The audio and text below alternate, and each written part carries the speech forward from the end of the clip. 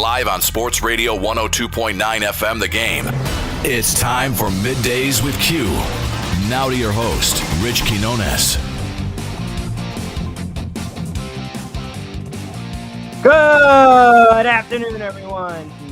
12 o'clock straight up on a Monday edition of Middays with Q. As always, I'm your host, Rich Quinones. Angel Martinez behind the glass producing the show, keeping us on the air. 2 hours to play with. We'll take up to 2 o'clock straight up right here on Sports Radio 102.9 FM The Game. We are indeed powered by Ion TV, stream produced live via the Coastal Sports Network on this 15th of July, 2024. Get in on the conversation, 727-858-6650. A very busy 2 hours. Hope everyone had a good sports weekend. I mean, obviously, a lot of nonsense occurred over the weekend. But with that being said, I mean, this is kind of the state of affairs where we're at with a country. And again, thoughts and prayers to everything that transpired over the weekend. And then you have, I wanted to, by the way, Lloyd Vance would join us around 12:35-ish. We're on the YouTube channel, Broad Street South, Rich Q on Q. Also on X as well. We'll give you that information momentarily. Don't forget to give us a follow on CSN Florida as well, at CSN Florida. You guys are doing a great job. We're picking up some really good steam with that. We always appreciate it. And of course, you can also capture us at RS1029 The Game. And we'll be doing a lot of stuff live, interactive on X, I guess you can say, AKA back in the day, Twitter, right? But how about last night? You know, we talk about the madness that went on, and then you get this madness that's going on in the world of sport. And it was an embarrassment, an absolute embarrassment, what transpired last night. If you think about it, in Copa, it really was. And, you know, we if you grew up playing the sport of soccer, if you love the sport of soccer, you watch it, you have your teams, whether you watch the Copas, whether you watch, Euro, whether you watch, all the different leagues in Central and South America, English League, Premier League, it doesn't matter, right? But last night, we are not hooligans. We're just not hooligans. And last night was an absolute, utter disgrace that transpired last night. I mean, you watch this and you say to yourself, where are we at right now in sports? Where are we at right now? Where you have fans that are pretty much almost rioting. Well, let's call it what it is. They were rioting. They were absolutely rioting last night. They were shoving, pushing, stampede, destruction of property, destroying property in Miami Gardens at Hard Rock Stadium. And it's almost like the game was an afterthought, right? Argentina beating Colombia 1-0. You have a stampede, you have a herd. People acting like a bunch of jackasses over a friggin' soccer game. And I joke when we say hooligans, you used to see this back in the day in the late 70s and the 80s when back in the day, they would always have on the Univision or Telefuturo or Telemundo, they would always have like the local games. Well, I should say the games that were over in, say, Mexico, Colombia, Argentina, whatever, Brazil, all over the place. And you'd have like the soccer night. You flip on the channel. Here we go. Boom, boom, boom. The great voice of the goal. We all know the Argentinian voice. But you would see how the fans would be so passionate, and all of a sudden it gets almost to the point where you see fire bombs and you see trash and you see destruction, you see people running on the fields. I felt like back in the day, 70s, 80s, mid 80s, late 80s, with the Maradona craze and whatnot. I thought that's what I was watching last night. I mean, when you have people rushing this, just the escalators and destruction of property and the stairs, and then you have a fluid situation going on with the police and security. It's almost like a revolving door. Have you seen the pictures online? It's an absolute disgrace. They tore up the stadium. Now, again, we can sit there and we can blame security issues. We can blame Hard Rock Stadium. We can blame the fact that, they just were not prepared. It was just an unfortunate incident, accident. But what about the fans? What about these idiots? I mean, you got gates locked. You're breaking down gates. You're trying to scroll through vents and elevator shafts. That's a disgrace. mean, you could have had people honestly stampeded to death. They could have been rioted. You could have had people die. You know what happens when you're in a movie theater and some knucklehead yells fire and you see the mass panic? You see how people go absolutely nuts. You see that. And in a soccer game, especially with, the type of fan base, when you get into the Copas, they're so passionate. They want to get in, they want to watch, they want to see, but yet you don't have a ticket. Like, where's the security? Where's order? It's nothing but utter chaos. It's like the theme of what's going on in this freaking country. It's utter chaos. There's literally no order whatsoever. There's no accountability, there's no discipline, there's no patience, there's nothing. And quite frankly, I'm shocked. I really am. I am absolutely shocked that they actually played that game last night. I am shocked that they played that game last night. I would have freaking canceled the game. Sorry. I mean, what kind of job are we doing here if we're the organizers? And you really think the U.S. is ready for the World Cup? The host? Are you kidding? It was a disgrace last night. A flat out disgrace last night. And we want to sit here and make jokes, right? We want to sit here and hooligan this, hooligan. How do you allow that to even occur? How do you allow that to even transpire? How do we allow that to continue? I mean, that game should have been canceled last night. It should have been canceled. And I know, again, I mean, it's a disaster. It was beyond mayhem at the gates. You got ticketed fans from trying to get in. You got, Argentinian fans. You got Colombian fans. You got, Hispanic fans. You got Spanish fans. You got regular soccer fans. Everyone, fisticuffs are flying. People are getting in fights, shoving children, old people. I mean, what? Really? It was a flat out disgrace last night. Flat out disgrace. People should be embarrassed. The organizers shouldn't be embarrassed. Fans should be embarrassed. I don't know how much you want to put it on the security or the lack thereof at Hard Rock Stadium. You guys want to do that? That's fine. Again, it's just, listen. And then we want to now welcome in the world for the World Cup? Really? I mean, how many are confident right now? Right? This is not like the Super Bowl and you're just going into a host city. Who's confident? So you're going to get the West Indies and you're going to get the United States from the 1st to the 29th of June. I'm sorry. Pardon me. I'll get the dates. I apologize. But point being, are because we're obviously in June, July. Do you really think that we're equipped for this to deal with this? I don't. I really don't. Yeah, I mean, this is last night. See if Angel can pull this up.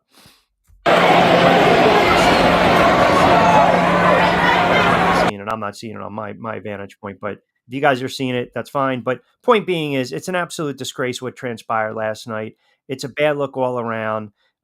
It's embarrassing, and the security was lapse. You're probably going to get multiple of lawsuits. You're going to get a lot of people now. You're going to get people that were going to the hospital, people that were detained, people that were arrested. It's an embarrassment, and it was a disgrace. And again, they should not have played that game last night. They shouldn't have. They should have just said, no, we're not doing it. Not tonight. Tough. Deal with it. You cannot allow fans to act like that. You cannot allow people to act like that at a friggin' sporting event. Like I said, it's bad enough others are looking at this country like we're a friggin' joke. It was like barbaric. It was madness last night. And yet you're getting the stadium destroyed. You're getting escalators destroyed. I mean, wow. And yet all this did not stop the game from playing, right? Because ultimately at the end of the day, what matters? $1, $2, money. I mean, I'm looking at some of these pictures online. Escalator at Hard Rock Stadium, destroyed. Steps, destroyed. Elevators, destroyed. Glass, shard, shattered, strutting all over the place, destroyed. People being cuffed away. How does it get to this point? I guess is really what I'm after. I mentioned this so many times in the past, um, and we're good with that video. Thanks, Angel. I mentioned so many things in the past, like when it comes to sports. There's going to be a time, I think, in sports where I believe everything will be confined. I'm telling you, I believe we're getting to that area where you know how you have um, the plastic, right, to guard around the hockey rink so the fans can't go on the ice. I said this years ago. You're going to look at the netting in stadiums in baseball. You're going to look at how the NFL, they might start to make it almost like a futuristic, right, where you have like the cylinder of glass and or plastic, or again, where someone's not readily available to just jump out on the field. We're going same thing in the NBA. Everything will be confined. Now, you cannot allow the inmates to run the asylum. You can't. You just can't. I mean, I get it. People are absolutely fanatical and crazed when it comes to the sport of soccer. Right? We all are. We love it. We enjoy it. Now, imagine something like this occurring during the Super Bowl, where you have hundreds and hundreds and hundreds and hundreds and hundreds and hundreds and hundred dollars at stake with advertising, and you've got hundreds and hundreds and hundreds and hundreds millions of viewers watching this. Can you imagine what would happen? Just for a moment, imagine if there were people that were stampeded to death last night. Who's liable? Right? Who's held liable for that? Imagine if little kids are trampled. The elderly get stepped on, trampled. They can't breathe. They have heart attacks. Just unfortunately collapse, die right there.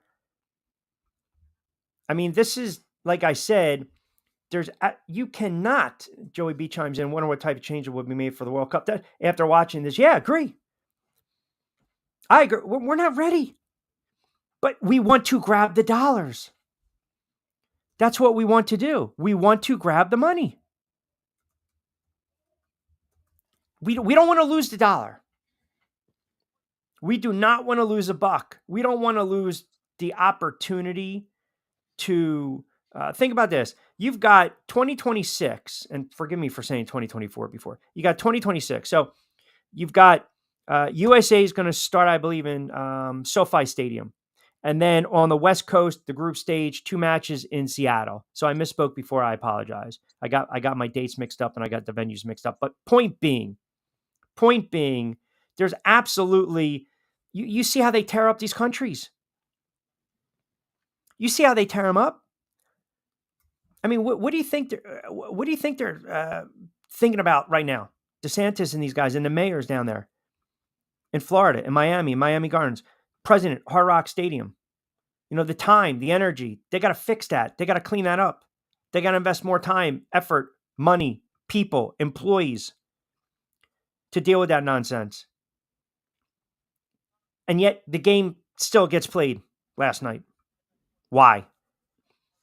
Because God forbid, it would have been, if that actually, the more I think about it, if that game was canceled last night, then you probably would have had more of a ride. But that being said, 120-minute delay. 120-minute delay. Sorry. You had bad fields. You had bad security. You had great soccer. Don't get me wrong. You had wonderful soccer. You had controversies. You had bad fields. You had bad pitches. You had horrible security. You had knucklehead fans. You had, hooligans. You had jackass fans all over the place. Poorly executed venues, how they configured everything logistically. But you had great soccer, no doubt. That's what you want at the end of the day. But it will be remembered and marred by what transpired last night. And it's unfortunate. Well, because we are just ill prepared. What's up, Angel? Go ahead. I think because you got to look at it too, right? When you You look at these third world countries and you see them, they do it all the time, right? They bring flares, they throw flares out in the field, flares up in the stands and everything else. How long was it going to take before it came here? The amount of people that also have come here from other places, that's all they know. And a match this big that he knew was going to happen should have been more orderly. Yes. Should have probably been more. Pete mentioned this morning that it should have the National Guard been called in. Probably so, because of the onslaught of people that were coming in. But you got to call the National Guard in for a friggin' soccer game. If you have to do that, then there's a problem. Right. You shouldn't have to. But the problem was that I don't think they understood the gravity of what soccer has become here in the U.S. It's become big. And all these people, like there was guys, a couple guys on a video that they mentioned that they spend between $1,000 and $2,000 just on tickets alone, not including the flight for them to get here, rental cars, the whole 9 yards, in their rooms. So they spend all that money and they're standing outside the gate and telling people, I have my ticket here. And they're like, well, listen, tell the people up in the stands that they got to come down. Just let them know that they're in your seat, and then let us know how it works out for you. It's a shame that it was like that. I mean, I'm just starting to see now the images of all the destruction at Hard Rock. So you figure now they got to get that all cleaned up here for next month when the first preseason game kicks off. Get alone for the fans who usually go in down there to Hard Rock Stadium when the Dolphins have open practice. What money are you getting that from in order to recover those damages, right? Because all these people they're gonna make the demand back from, you'd imagine Ticketmaster, everybody else, all the money that they're gonna have to pay back out, because if their tickets weren't scanned, you got to give them their money back one way or the other. And this chaos erupting, that would be the only right thing to do because people with no tickets tried to get in, and people with tickets and tried to do it the right way got iced out. And but where the hell is security then? Where's the vetting process, right? Where's security? Where's scanning the tickets the right way? I mean, listen, I'm not going to equate it to what transpired last night, but I've seen what happens when casinos have their launches or their opens. It's like a stampede. It's like a herd, a stampede, when you have a rush of people for the first time and they're excited and you're trying to scan cards and player cards and vouchers and this and that. And then you get the drex, you get the sidewalk slimies that come in, people just want to sneak through the back door. It's just an absolute debacle. And there's not enough bodies to watch everything go through. So again, ultimately, you know why that game was played last night? Because we can't lose the revenue. We can't lose the broadcasting rights. We can't lose the eyeballs. We can't lose the advertisers. The people that pay for the ticket be damned. People that pay for the ticket, that's it. It's just it's just a piss poor look, and it just shows again how sometimes we are not. When it comes to like these events in sport, we're just not ready for the big stage at times. Like at least with the Super Bowl, you already know. You logistically, you do your site surveys, well in advance. You know how, for the most part, 99.9%, there's rather never an issue. But when you start to talk about the Copas, and you mentioned the influx of different, geographics and the fan bases and the different ethnicities coming in, and we know that the Spanish and the Latin, they're so passionate about everything and this and that. And then you mentioned that, hey, maybe you're just sitting there hanging out on Calle Ocho or Collins Avenue, and you decide, let's try to just friggin' break in and get in. Why not? We might have a chance to see X, Y, and Z. Oh, we might have a chance to see Messi. Let's just do it. Let's just do it. It's a one-time opportunity, and we're going to act like jerks, and we're going to act like idiots and vagrants and degenerates, and all of a sudden start to trash a friggin' place. Like destruction. I mean, again, imagine Angel, it would have been worse if you would have had the National Guard, because you don't think for a moment, all of a sudden, can you imagine them having to put somebody down because they feel threatened? Think about that for a moment. Mm-hmm. It's the same way you looked at the one video, and sorry you couldn't see it, but the one in the very beginning, like I felt bad for. So the cop who was there was very, at least he was like, he manhandled, done things differently. He could have, but he took the two kids there. You could see where they're literally almost getting crushed. So he took the two kids, lift them over that little gate that was there, right? Then normally people respect and they're like, all right, I'm not pushing this thing down. But you can see one girl who was sandwiched in between, which I'm assuming was either her brother or boyfriend, against another guy. And you can see like she's getting, it's in pain. Then these animals end up pushing the gate over. Now this girl's getting trampled. And that same cop that was helping the kids is now trying to get this poor young girl up and away from harm's way because these people are going to go flying in there. Then you got the other cop who's pushing, shoving people, whatever. I mean, you can push and shove them all you want to. You're not getting them out there. Then you have people that are climbing inside the vents. So they're pulling on the water pipes on the inside to climb the vent. I've never in my lifetime seen something. It's a stampede. Yep. It is a stampede. You know, this is why when people say, don't let the kids run out on the field in high school. And I know they want to express themselves in college and they want to have fun and they want to rip down but so eventually disaster is going to strike. There's a difference between having fun and expressing yourself. Last night was not having fun. It was a flat out riot. I mean, and that's the problem when you have fans storming a stadium to try to get in and security's trying to remove ticketless fans and they breached. How the hell do you breach the stadium? That's the other thing. Angel, think about this. You have fans, human beings who have nothing better to do, but they decide on a friggin' Saturday in Miami Gardens at Hard Rock Stadium, I'm going to climb through a friggin' vent to get inside a state. Think about that. Hey, Angel, what are you doing right now? Nothing. Hey, I got 10 minutes to kill. How about we just basically sit there and here we go. Right. Just climb through a friggin' vent. Now, you imagine if there was a real heavy security presence or the National Guard, they're picking off people left and right. And then it's a national, it is beyond, I'm not going to say it's going to dwarf what occurred on Saturday, but you got back-to-back horrific events. Like, what are we doing as a society? Is it that important that some jerk-off's got to get in the game? Yeah. Buy a friggin' ticket then. Yeah. Buy a friggin' ticket or go to the bar with your buddies and have a couple pops and watch the game instead of acting like a jerk where you could have had some casualties and loss of life. Seriously. No, I'm there with you because I'm the same exact way too. It is not that fucking, not that deep. It really isn't that fucking deep. If you can't afford it, don't go. It's like me. I would love to go to every sporting event in America. Can I afford it? No. So I got to pick and choose where I want to go. The same way with the NFL. I would love to go to games down here in Tampa, but at the same time too, I can't. Myself and my wife, we can't be dishing out, $400 to $600 a ticket for two people, and not to include the parking out that they jacked up between $60 and $80. Not to include the beers, the food, the whole 9 yards. I mean, thank God the Rays are still $10. No offense, Rays, but they're $10 until the new stadium gets built. And then, of course, those prices might go up to $11, $12. Just saying, Rays fans relax. But just, at the same time, too, you can only afford but so much. But I'm also not going to a venue where I know I have a strong possibility of getting stampede, trampled, arrested, whatever the case may be. That's the problem. Right. So that's the problem. There lies the rub, my friend. Exactly what you just said.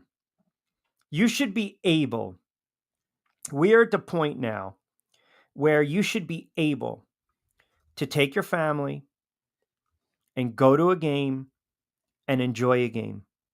But we're not, unfortunately, that time where back in the day we would all go to a game and we would turn around and we would, sneak down, check out some good seats, hang out, 4 tickets, 4 hot dogs, 4 sodas, a little parking, $150, $200, enjoy. We're well past that. I mean, I don't even like going to games anymore. I don't either for that matter. Yeah. I don't. So what we'll do is, look, she's getting all excited too because she knows what transpired last night in Miami as well. So with that, what we'll do, I know we got Lloyd coming up. We'll take a quick time out. We'll come back. We'll crank it up.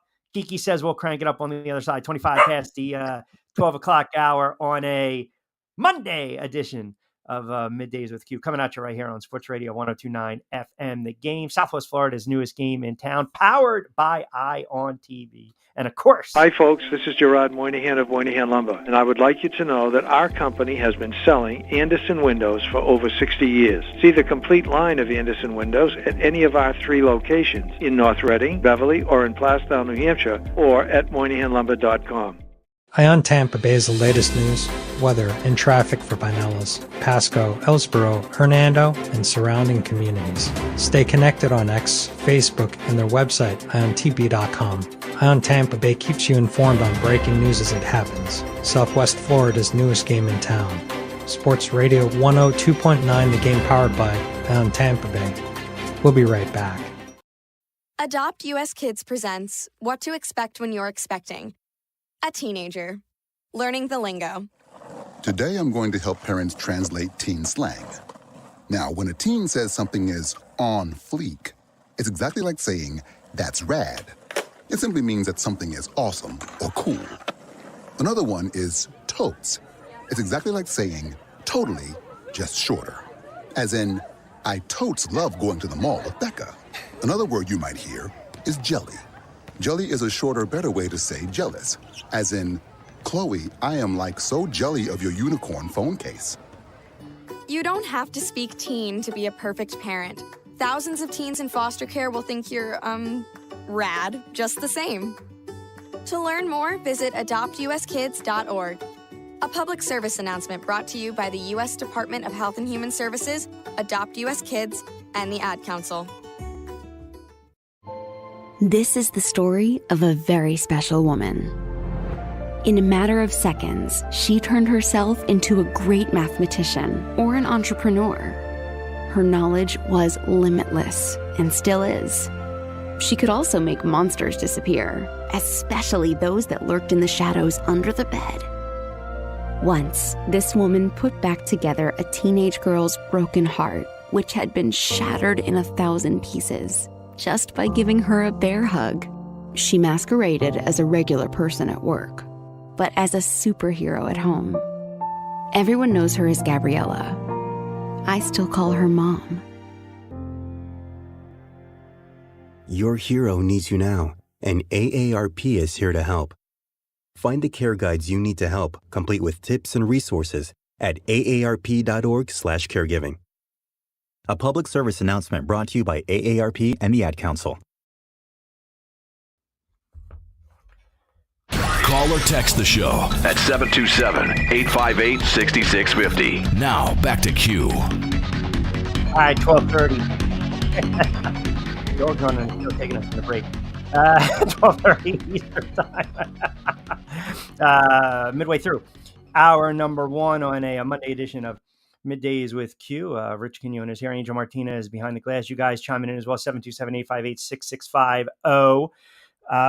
Yeah, let me hear what you guys have to say. What transpired last night? It really is bad. I mean, honestly, I'm trying to think when there have been obviously stampedes at concerts, right? I mean, stampedes at sporting events. We've seen it. There have been some horrible ones. We've seen them in the Middle East. We've seen them in India. We've seen them in Mexico and Latin America. We've seen, what was the, where was the stampede? I think it might have been, was it in the Middle East or was it in India? Malang, East Java. I had to pull it up. 125 people. 125 people killed in one of the deadliest sports stampedes ever. Yeah. Right? And then you only so stampede, triggered by tear gas leaves. Indonesia, 125 dead after soccer match. So just that it's horrible. Horrible. And by the way, if you recall, when this transpired, attention right away was on the police that used tear gas, which is banned at soccer stadiums by FIFA, which is the World Soccer Governing Body. Everyone knows that, right? So you can't even comprehend 125 people. That's the equivalent of, God forbid, the equivalent of a plane going down. That's where we're at. I mean, that's just horrible. Now imagine last night. Imagine if you had a trigger-happy security guard or a young police officer, right? Right. or someone who was just paid extra to be a security guard, but licensed to carry whatever the situation, the scenario is. And all of a sudden they see 4 or 5 people coming at them all bloodied, all gush, glass, getting ready to throw, falling down from an event, ripping up an escalator. It would have just been utterly disastrous. It would have been an absolute melee. And I don't even want to think about it. I don't even want to put it out there, but I would say 85% of me believes that game should not have been played last night. But then the 15% or the 20% in my gut starts to think, imagine if they would have canceled that game. What would have happened? Yeah. It's like damned if you do, damned if you don't. Yeah. If that makes sense. Yep. Nope. You brought up a great point because I was going to talk about that as well. That you're absolutely right, because you can, or let's put the in-betweener, right? What happens? Let's just say, I see Joey B's comment, I'll bring it up here in a second, but let's just say if they would have told everybody, they would have put it against the big screen, the big screens, and saying, okay, listen, we need everyone to exit out the stadium and we're going to orderly bring everybody back in, right? You saw Hard Rock put a message out there. How many people paid attention to that message? Nobody.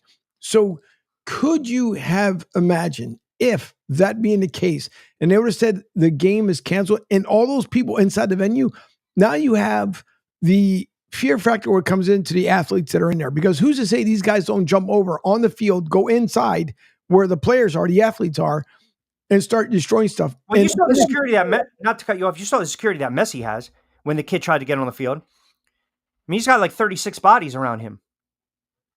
Lionel Messi. But to your point, yeah, it would have been, I mean, you don't want to make light of it, but it's almost like when you watch those comedies back in the day, the disaster movies, like an airplane, right? Kindly move away from the back of the plane. There's a bomb on the plane. It's like utter chaos. I mean, it's bad, man. Yep. It really is, because you really can't, it takes it down a rabbit hole to, even when we just want to enjoy games as fans. And then you see fans, and I don't care, this whole narrative, what is going on over the years in Philly, you see the same crap in San Francisco. You see the same thing with Raiders fans. You see the same thing with Giant fans, Jet fans, Yankees fans, Red Sox fans. It does not matter. It doesn't matter.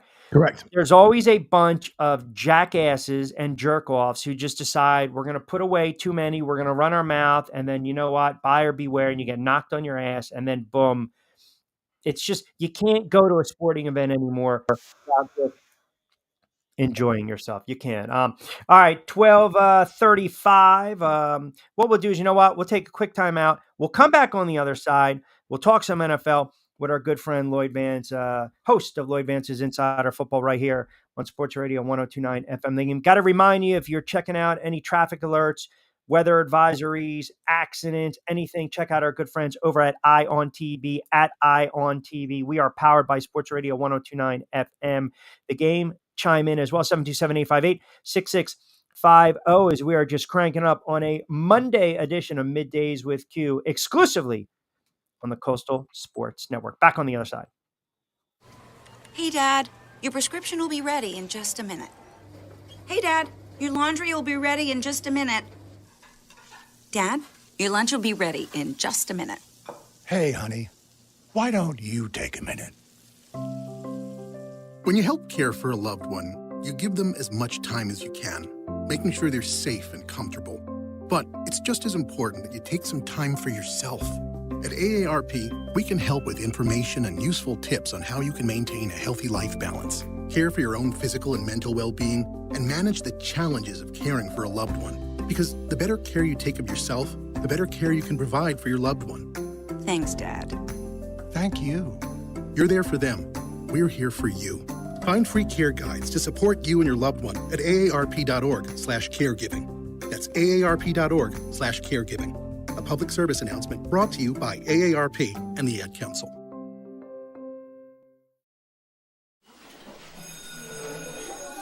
All right, class.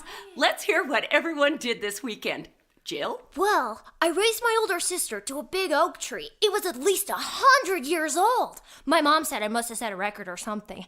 And then we went down by a stream and perched up on this huge rock and saw all these little minnows swimming around way below us. And then I rescued my little brother from an evil slug king who was guarding him at the bush fortress. And my sister and I brought him back to our super twig fort for safety. And then we all laid out and told stories until it got dark. And the Big Dipper led us all the way home. Awesome. Where were you, Jill? Yeah. We went to the forest. It's not that far away. Anyone want to come this weekend? Ask your parents to take you and your friends to the forest this week and find the fun, adventurous you. It's closer than you think. Check out discovertheforest.org. Brought to you by the U.S. Forest Service and the Ad Council.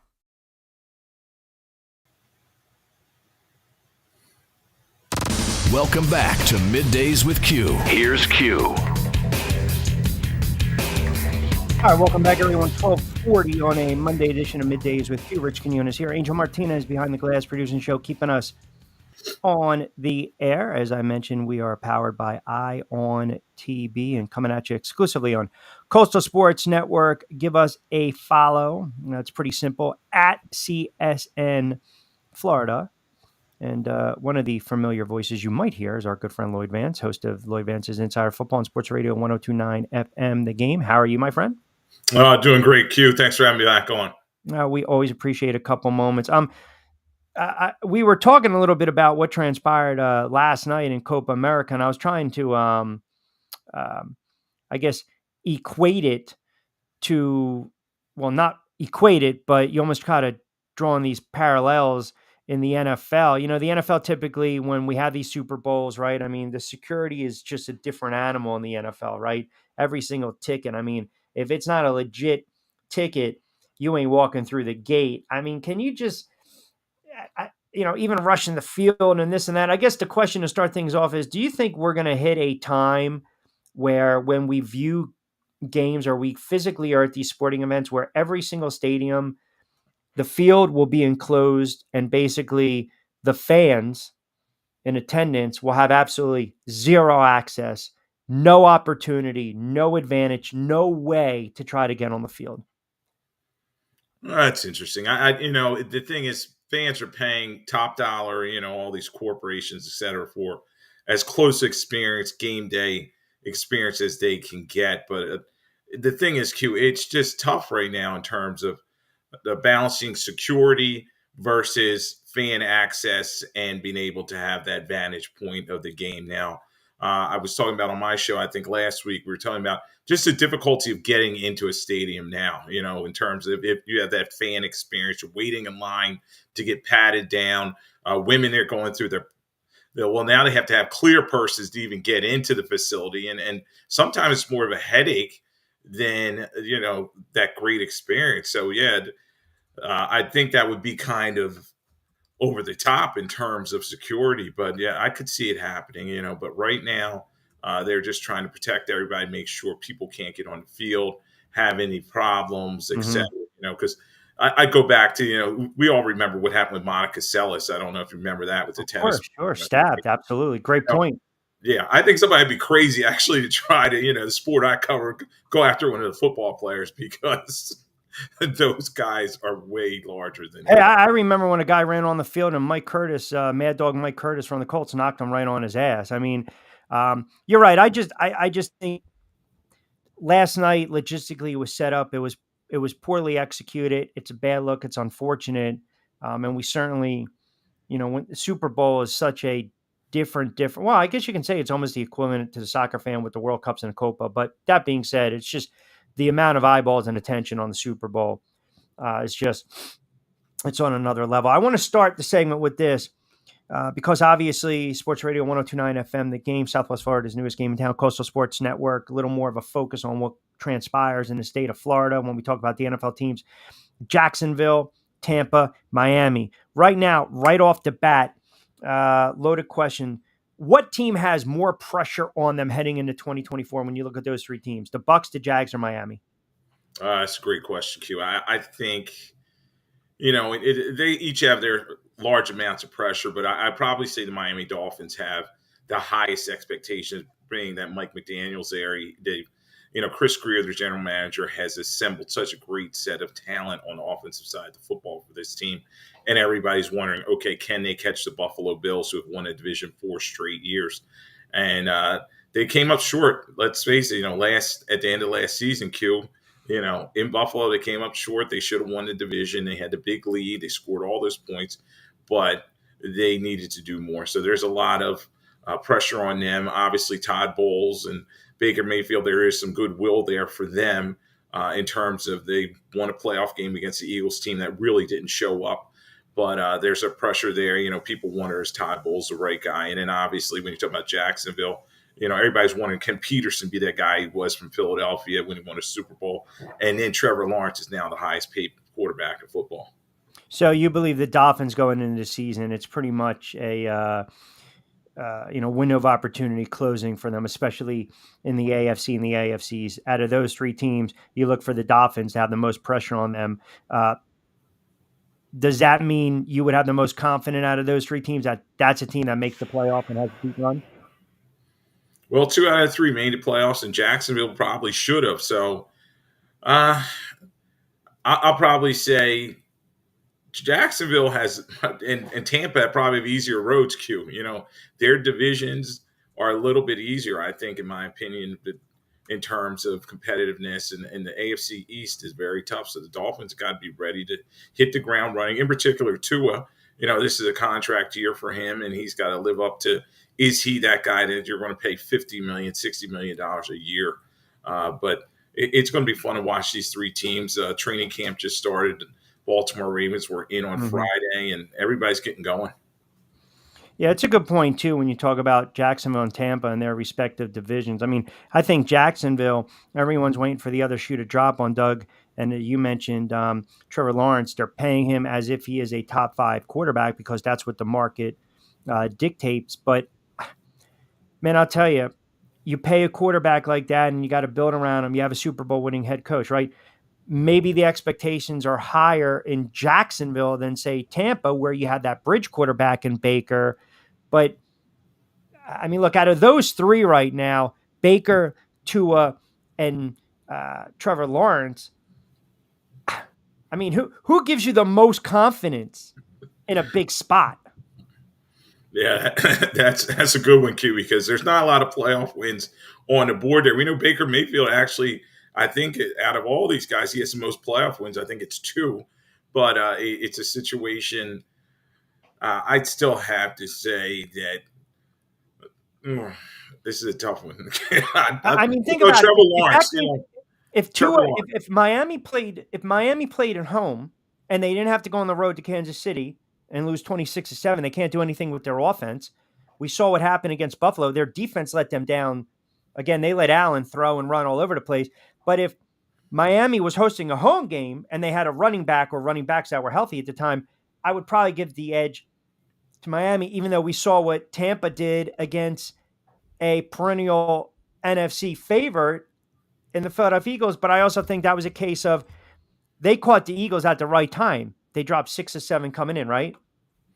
Yeah, and when you look at these three quarterbacks, I'd probably say look at their ceiling, and Trevor Lawrence has the highest ceiling, and I think that's why the Jags gave him that extension. He's still the face of this franchise.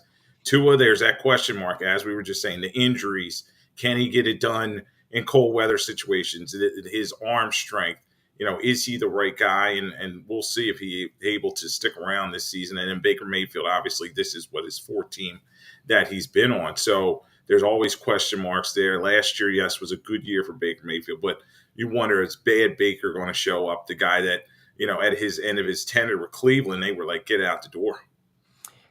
Right. And as I mentioned, I think sometimes you catch a team at the right time. That's usually the case. 12:50 as hour number 1 flying by right here on a Monday edition of Middays with Q. Rich Quinones here. Angel Martinez behind the glass. Lloyd Vance, kind enough to join us, host of Lloyd Vance's Insider Football. And of course, as we are powered to you by Ion TV and coming at you at Coastal Sports Network, I think if I look at those quarterbacks, right, and then we'll move on, but Baker's that journeyman, right? Lawrence says, and I get killed for saying this, and it's been brought to my attention too by some of my buddies, Daniel Jones-ish type of numbers. Now, I've always been a Lawrence fan. I also think it hurt them when they drafted ETN. They didn't fix the offensive line. The kid gets banged up, and then Lawrence gets sacked. They made the playoffs. They had that big run. But again, they were 8-3 last year, and they couldn't beat some bad teams, right? I mean, they had that bad loss to the Titans. Caldwell gets fired. Here you go. Then you look at Tua. And yet, same argument I have with my buddies, right? They look at Tua and they think Tua stinks. I think Tua is a good quarterback. I think Tua puts up good numbers. But you almost now resign yourself to the fact where do you want a guy that's going to be inconsistent, a guy that really hasn't shown he can be that $100 million quarterback yet, or a veteran journeyman vagabond quarterback that you mentioned, makes plays? And that's Baker Mayfield. It's tough. I still believe when you look at those divisions, it should be Jacksonville's division to lose. The NFC South, you can make a case for and against 2 to 3 teams. We'll just keep Carolina to the side. But even from an odd standpoint, Atlanta, New Orleans, Tampa. AFC East, that's a tougher division, man. The Patriots are going to stink. We have no idea what's going to happen with Aaron Rodgers and Robert Saleh and Aaron Rodgers coming back. And now there's some thoughts about bringing in a couple other pieces and whatever. I'm so over friggin' Aaron Rodgers. Just go away. 4 snaps, you're done. Just go away. And then you've got Buffalo. And I think this year, if they pay Tua, if Miami Dolphins pay Tua the money he wants, and he's going to command and demand on the market right now, and if you're paying him like a top 5, then he certainly has to produce. And this goes back to something you and I have talked about over the years. Quarterback and the head coach, they're hand in hand, man. So if you go out and you pay Tua, and this team only wins 7 or 8 games, and he falters, the head coach is going to be on the hot seat. You're going to have question marks surrounding the quarterback. But again, it's a tough division because you're still dealing with the Buffalo Bills. So I guess the point being is, at least with one of those teams, Tampa Bay, you kind of know you got a bridge quarterback. Jacksonville, you believe you have a franchise quarterback because you paid them like it. Miami, I get the sense that they don't know what they have yet or what they feel they have in Tua. Yeah, true. They're in no man's land right now. They're a team that's good enough to beat the bad teams, but when they step up and echelon, they always get knocked down. Let's not forget last year against 6 winning teams, they were 1-5. So that just shows you that the Dolphins, when they had to step up in class, they always came up short. The only team they beat with a winning record was Dallas, and they put up a ton of points. And we know. They have the fantasy football stats, but this is real football. And in the playoffs, that's when you got to put your big boy pants on and go out and beat an opponent. Especially they had to go on the road in the playoffs this time, and it's just tough for them away from Miami. So, Tua, if I'm Chris Greer, I would not give him that contract, Q. But I just think a lot of these quarterbacks are paid so much, and then it's tough to get out of these situations if it goes awry because – I know he overcame his injuries last year, but imagine he gets hurt after they give him that large contract. Well, I don't need to imagine. I lived through it. Giants did it with Daniel Jones. Right. I mean, who are you telling? Right? I've seen this before, right? And I mean, Tua is a better quarterback than Daniel Jones. Sorry. I mean, that's just, he is. 727-858-6650. We'll get some of your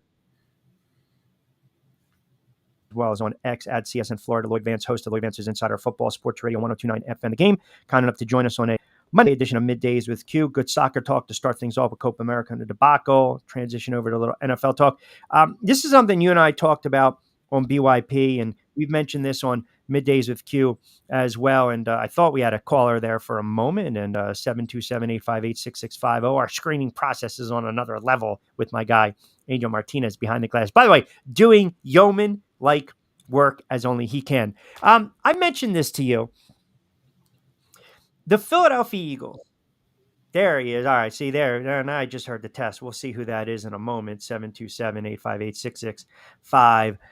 So I mentioned the Philadelphia Eagles for a moment, and I feel as though that we look at this team and we want to, there's this narrative, this perception going into the season. Are we going to get the Philadelphia Eagles from a couple seasons ago?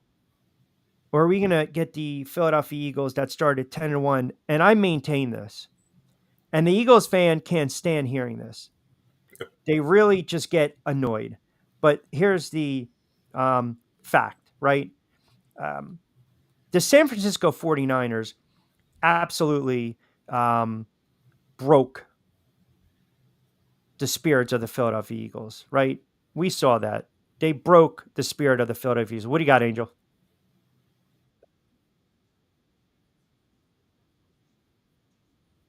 He's testing the audio.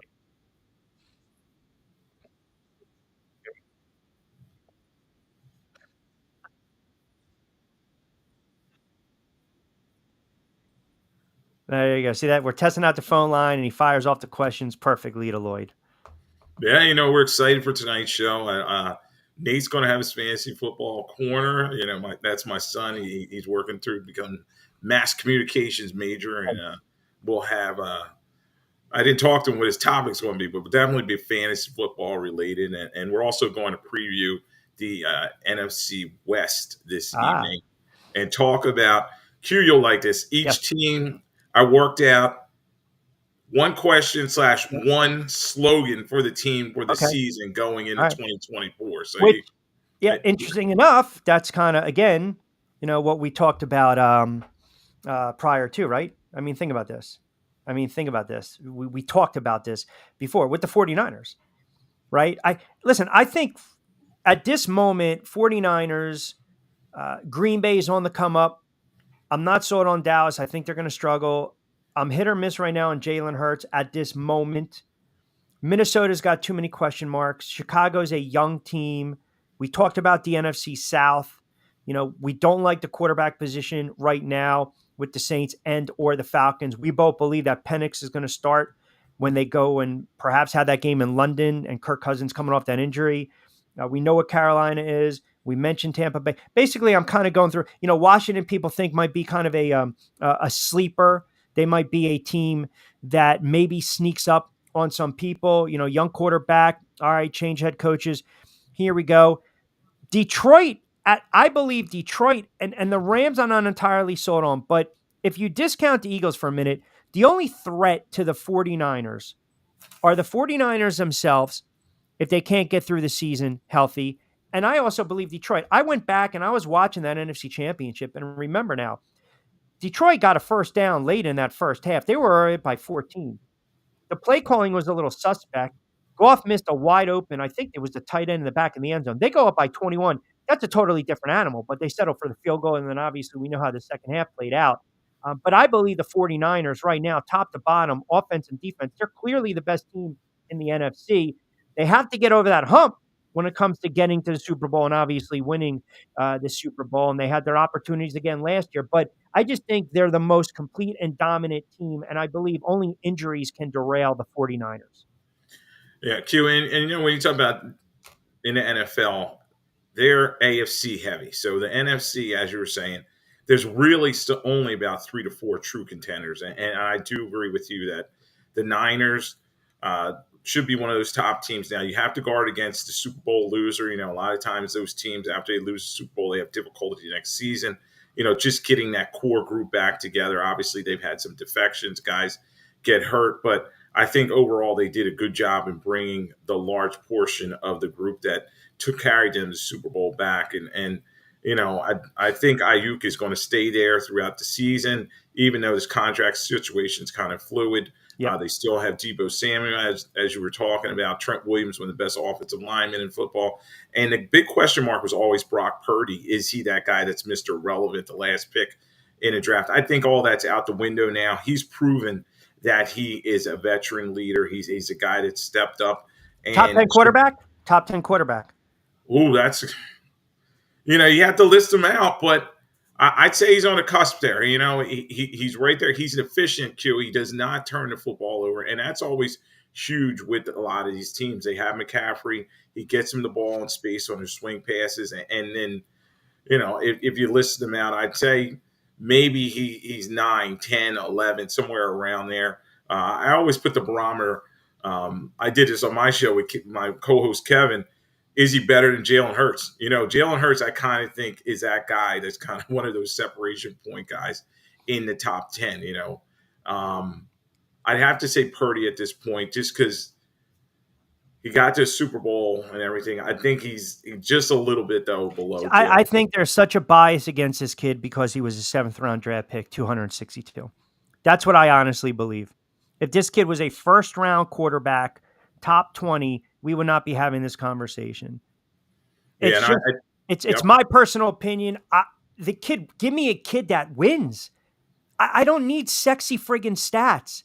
I really don't. I do not need sexy stats. And I feel as though we want 350 yards.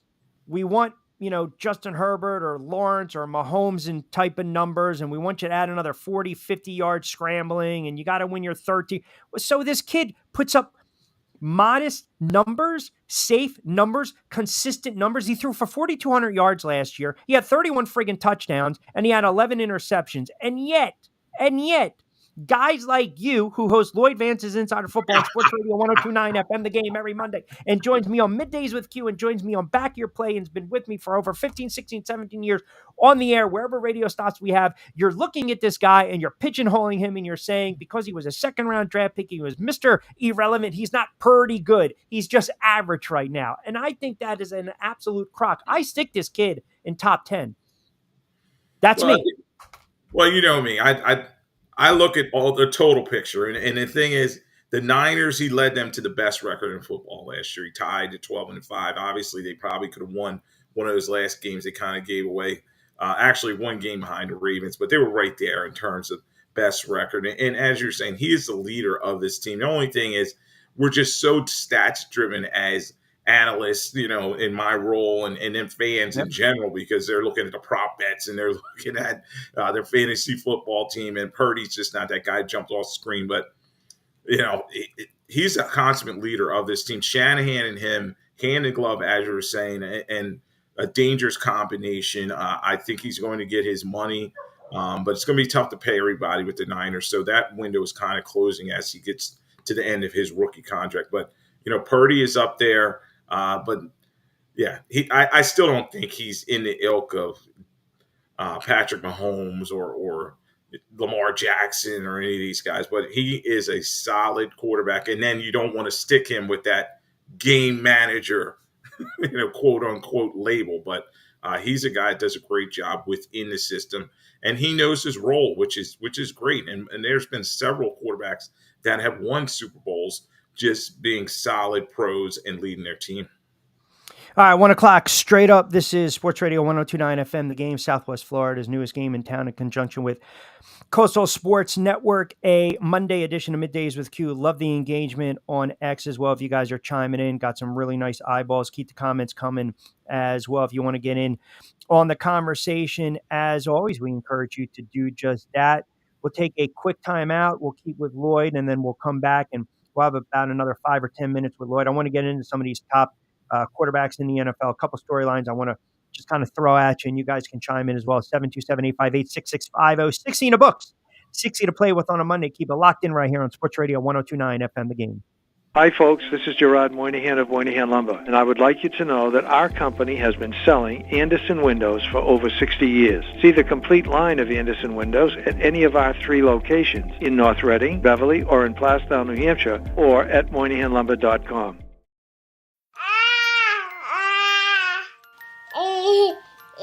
To some people, the sound of a baby babbling doesn't mean much. But that's not necessarily true. By 6 months, they're combining vowels and consonants. By 9 months, they're trying out different kinds of sounds.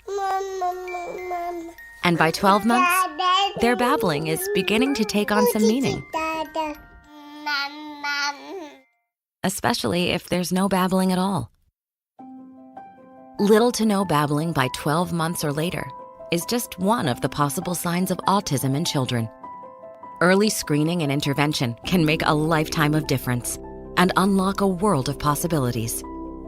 Take the first step at autismspeaks.org. A public service announcement brought to you by Autism Speaks and the Ad Council. The following is made possible by Dad. Why was the basketball court all wet?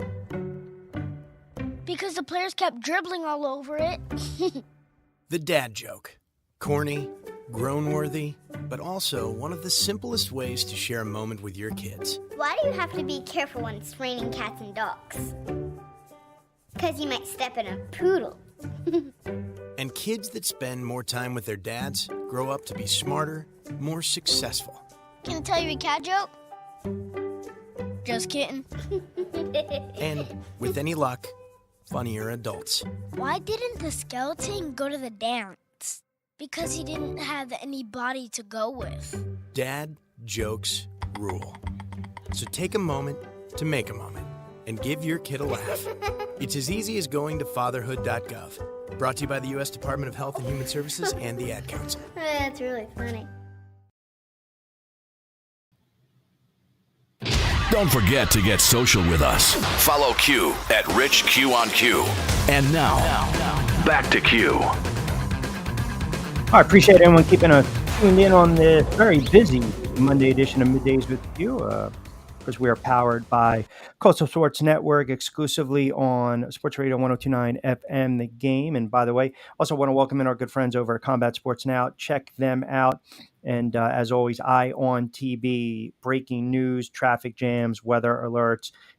They've got Tampa Bay absolutely cornered when it comes to that news breaking market, if you will, down there in Southwest Florida. Lloyd Vance, kind enough to join us, keep the conversation rolling. Don't forget, you can catch him every Monday night, 8 to 9 on Sports Radio 102.9 FM, The Game with Lloyd Vance's Insider Football. He does a great job, him and Kevin do, all things NFL related. Also during the week on Back Your Play with myself. All right, so top 10, right? It's always that loaded list. Everyone's got their conversation, subjective bar talk. Here we go. What the hell are you talking about? You don't know what you're talking about. This guy's great. This guy's a gamer. This guy's a game manager. This guy puts up fluff stat. Blah blah blah blah blah. Let's just be honest here, right? Truth serum. Let's just get some of the suspects out of the way. But I think there's a caveat when you look at some of these quarterbacks. So we can all agree right now, we're just doing a handful of quarterbacks. We're going to throw Patrick Mahomes. Right? We can all agree right now Patrick Mahomes is the best quarterback in the NFL. Yes? Yes. And yeah, so I got out my list from my notes. So yeah, I'm ready. Go ahead. All right. So I'm just going to rip these through, right? So we'll go Patty Mahomes. I'm going to put Lamar Jackson. I'm still going to put Josh Allen. I'm going to put right now, top 10. I'm going to put, maybe I'm a prisoner of the moment. I'm putting CJ Stroud. I'm putting Jared Goff. Ooh, okay. I don't like anyone out of the NFC South. I think I told you that. I'm putting Purdy. I'll put Stafford's not top 10 anymore. Murray's not top 10. You know how I feel about Seattle. I will put, you know what? I'll put Love right now, top 10. I can't put Rodgers because he's coming off an injury, because if that was the case, then I would stick him in Cousins. I like Justin Herbert. I'll put Hurts. 1, 2, 3, 4, 5, 6, 7, 8, 9. And that leaves one more. I mean, I can asterisk Rodgers coming off the injury. Do we put Prescott? All right, fine. Then I'll just throw Prescott out there. So that's kind of like a very rough on the fly on this Monday edition of Middays with Q, hour number 2. My top 10. Purdy, LJ, Josh Allen, Stroud, Lamar Jackson, right? Hurts, Herbert, Prescott. So what say you? Well, I know you're going to be kicking yourself because there's one guy. We pretty much agree on some of those. Joe Burrow is not on your list. Joe Burrow. Then I would, you know what? And thank you for, I mean, I'm a Burrow guy. So Joe Burrow, got to throw Joe Burrow, Mahomes, Jackson, Allen, Stroud. That'll give me 5 right there. All right. That's me, but you go. Yeah. No, I have Mahomes. Yep. Allen, Burrow, Lamar Jackson, Justin Herbert, Jordan Love, Dak Prescott, CJ Stroud, Jalen Hurts, and then I put Purdy at 10. So are Love and Stroud a prisoner? Are we prisoners of the I mean, CJ Stroud had a ridiculous offensive campaign his rookie year. I think a lot of it had to do with some of the weapons. They only added that, by the way, with Diggs. And now you look at what Love was able to do and get those receivers into the mix, coached them up, put up some big numbers, had the big win on the road. Are we prisoners of the moment with those two? I mean, or is this, let's wait and see what transpires in Love's case? What's this going to be, his third season? And then Stroud's second season, I believe. Yeah. So are we prisoners in the moment? Or are they legit top 10? No, I'd have to say they're legit top 10. I know it's a season league, Q, and you can only go by what they did in 2023. And then we start talking about, like we did with Trevor Lawrence, their ceiling. So Jordan Love, that's the youngest team to win a playoff game in quite some time in NFL history, I think, in the Super Bowl era. So, he's got a good young core around him, ascending group. They got Josh Jacobs coming over at the running back position. And then when you talk about Stroud, it's just ridiculous, the amount of weapons that they've accumulated down there in the Houston Texans. Particularly now you have Diggs coming over there with them. So I think they'll be well supported, and they're going to have some great seasons in terms of the prop bets and people picking them high in fantasy football. These guys are definitely top 10 in my opinion. Now, the one there's always a lot of debate around Justin Herbert. I wanted to get your opinion on him. He struggled in terms of the head coach and closing out games. Now they're coming back, and they really don't have a lot of weapons around him. They went into the draft and got they got Ladd McConkey, but there's just not a lot there. So what are we thinking about Justin Herbert? Is he at the top 10? I mean, I wanted the Giants. I mean, obviously it didn't play out, but I was a big fan of Justin Herbert. I watched the kid in Oregon. He puts up, the numbers like another quarterback that played for the Chargers that went to Oregon as well, in Dan Fouts. I mean, he puts up monster numbers. I think some of that has to do with, the coaching over the last several years. We've documented the head coach. He's made some really boneheaded decisions and blunders and over-aggressive and too aggressive. It doesn't help that this team, I think, lost 5 out of 6 to close out the season. Their only win was 6-0 against New England. But yeah, I know, which is a bad football team, right? Listen, they don't have a lot of weapons to begin with, but I still think he's an exceptional quarterback, and he just could be a product of, just being with the wrong franchise at the moment. I mean, people were trying to say that with Josh Allen. Remember, there was talk that the Giants should sell the farm, right? Because now all of a sudden Dable's over there and Shane, let's go and try to trade for Josh Allen. There was talk about Burrow, Joe Burrow, but yet this is a team that had one of the worst offensive lines, and they still were able to get to a Super Bowl, and they had an opportunity to win it. So I like, if you ask me who I'm taking over Trevor Lawrence, I'm taking Josh Burrow. I'm taking Justin Herbert. I'm taking Josh Allen. I would take Justin Herbert over Dak Prescott. I mean, I know I have Dak Prescott right. I just think Dak Prescott, if Dak Prescott's if he doesn't have that star on his helmet, are we enamored as much with Dak Prescott? And from where he came, where he was drafted, and he put up decent numbers, but again, you're wearing the star. You want to get paid like that big-time quarterback. Well, it always boils down to what, right? Playoff wins.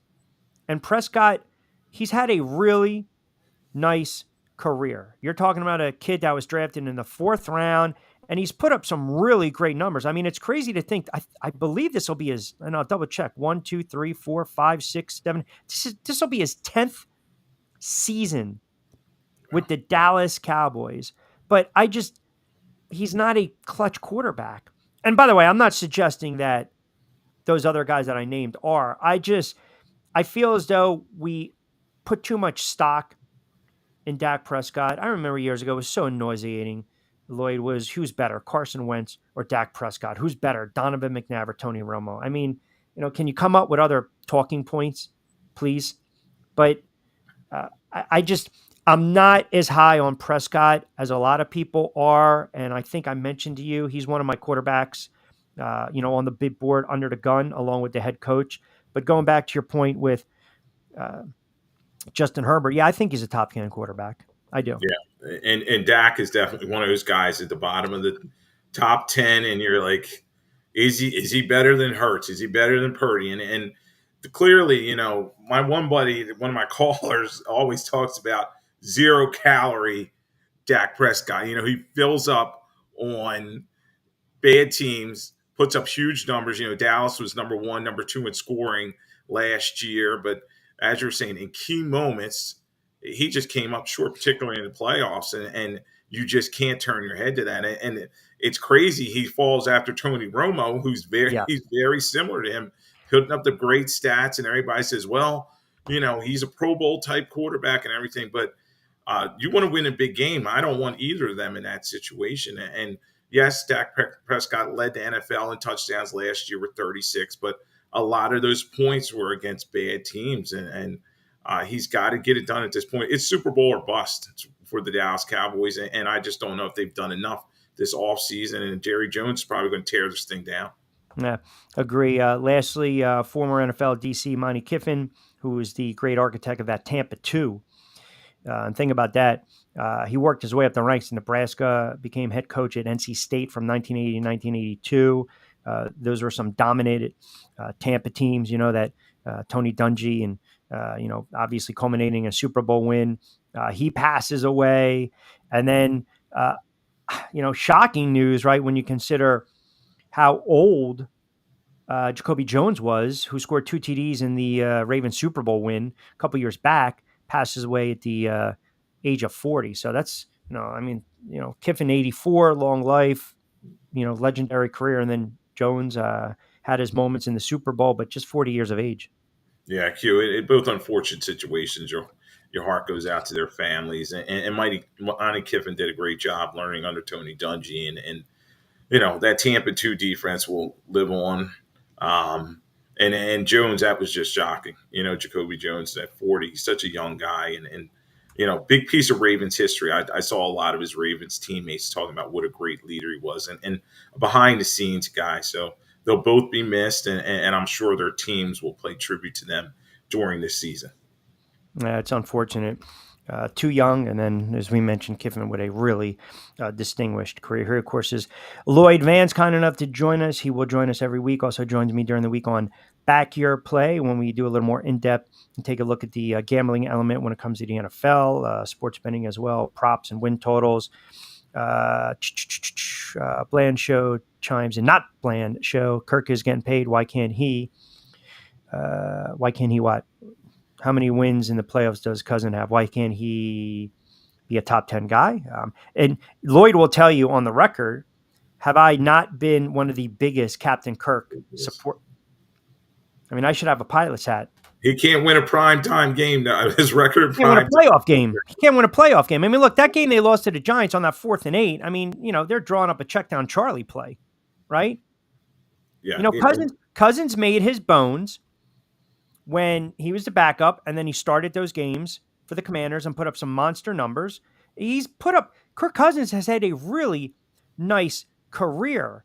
But if he's coming off that injury, if Rodgers coming off that injury, and I can't stick him in the top 10, I can't do it with Kirk Cousins. Yeah, me neither. He's a winner at the bank account. He's made more money than all these quarterbacks, some of them combined. And the thing is, though, you just have to do more than win some regular season games. It just matters getting your team to the playoff, driving them further. And then when you look at the talent that's been assembled around him, particularly with the Vikings, they should have did a better job in terms of Dalvin Cook and Jefferson and these guys. You think they should have went further. So, yeah, he came up a little bit short, and that's why he falls out of the top 10. 1-3 in the playoffs. 1-3. So, again, you get paid by winning in January. In February. Do not forget, by the way, we're creeping up to 500 on X, so we appreciate the engagement. Lloyd Vance, you can catch him every Monday night at 8 p.m. right on the dot on Sports Radio 102.9 FM, the game with Lloyd Vance's Insider Football. You and Kevin Midget do a great job breaking down the NFL. A lot of storylines, seasons right around the corner, and then Lloyd will you'll catch Lloyd with me on Back Your Play, part of SR 102.9 and on my YouTube channel, Leon Media Group, as well, on Coastal Sports Network. So you catch him all over the place, bringing down some football as only he can do. How is where'd you go? Did you go to, was it Lewes? Is that how you pronounce it? I couldn't, every time I was on the air in Delaware, I would butcher stuff. So that's Lewis, Delaware, There you go. is the area where I was near. And it was a great day out there. And a lot Passed of over. And, it was hot. It was hot out there. The water was cold, though. So, waiting for that water to warm up. My son went out there, so I had to get in the water. But it was... Hey, you got to take advantage of those beach days. I mean, it's going to be a scorching 93 where I am today, tomorrow, and Wednesday, and then it'll probably cool off a little bit. So Lewis, I don't know why I always call it Lewis, but whatever. It's probably why they ran me off the radio in Delaware. Who the hell knows? All right, my friend. They loved you there. I can still hear the franchise talking about you. Hey, listen, I've got I'll tell you what, they were a great group of guys, man, and I definitely missed those 1290 The Ticket days, absolutely, on that Fox Sports affiliate. So no, we had a lot of fun, and I actually have some of those listeners who have been following me over the last several years, so that's good. Yeah, franchise. It was always about the Ravens, the Yankees, and conspiracy theories. I mean, can you imagine franchise calling in today after what transpired over the weekend? Oh my God, I would have had to mute him. That would have been it. I would just, you got to be banned from the show. But anyway, appreciate you, my friend. We'll be tuning in. Don't forget, give Lloyd a follow on X at Lloyd Vance. Always appreciate a couple moments, pal. All right, Q. Thanks for having me on. All right, there you have it. Our friend Lloyd joining us. Lloyd Vance's Insider Football every Monday night from 8 to 9 right here on Sports Radio 102.9 FM. The Game. Great stuff. We love the interaction right now on X. You guys are absolutely crushing it, creeping up to 500 of you guys tuning in. So that's fantastic job. Keep it coming. Don't forget, give us a follow at CSN Florida. And you guys can follow along SR 1029, The Game. And as we get set to take a break, before we do that, hang on. As you're mentioning that, hang on. Cut me off. I'm doing my flow here. I'm trying to get my live. That's what I do. I interrupt the flow. That's what I do. No, not by you, but go ahead.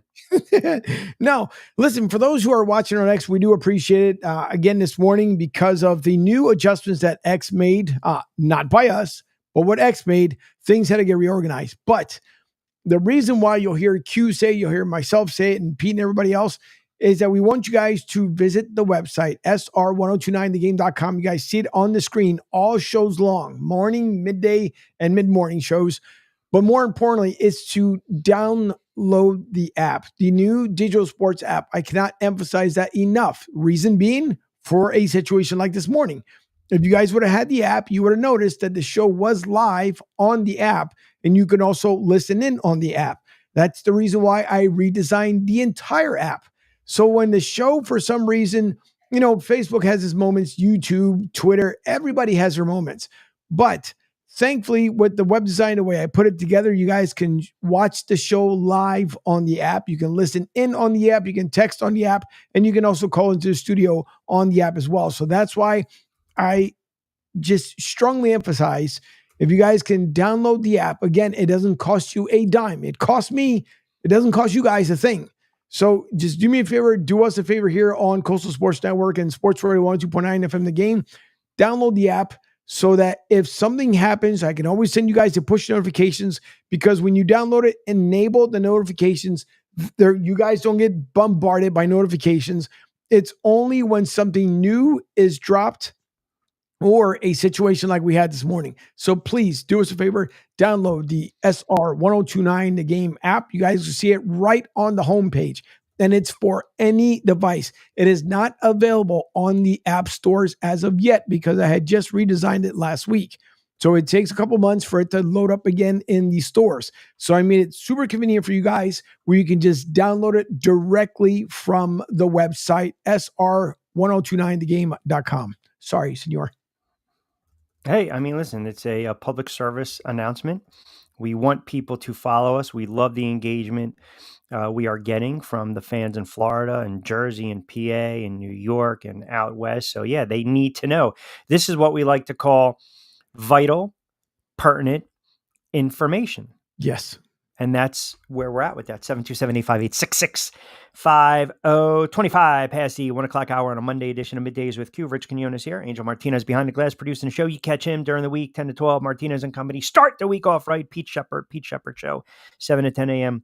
Monday to Friday right here on SR 102.9 FM, the game, Southwest Florida's newest game in town.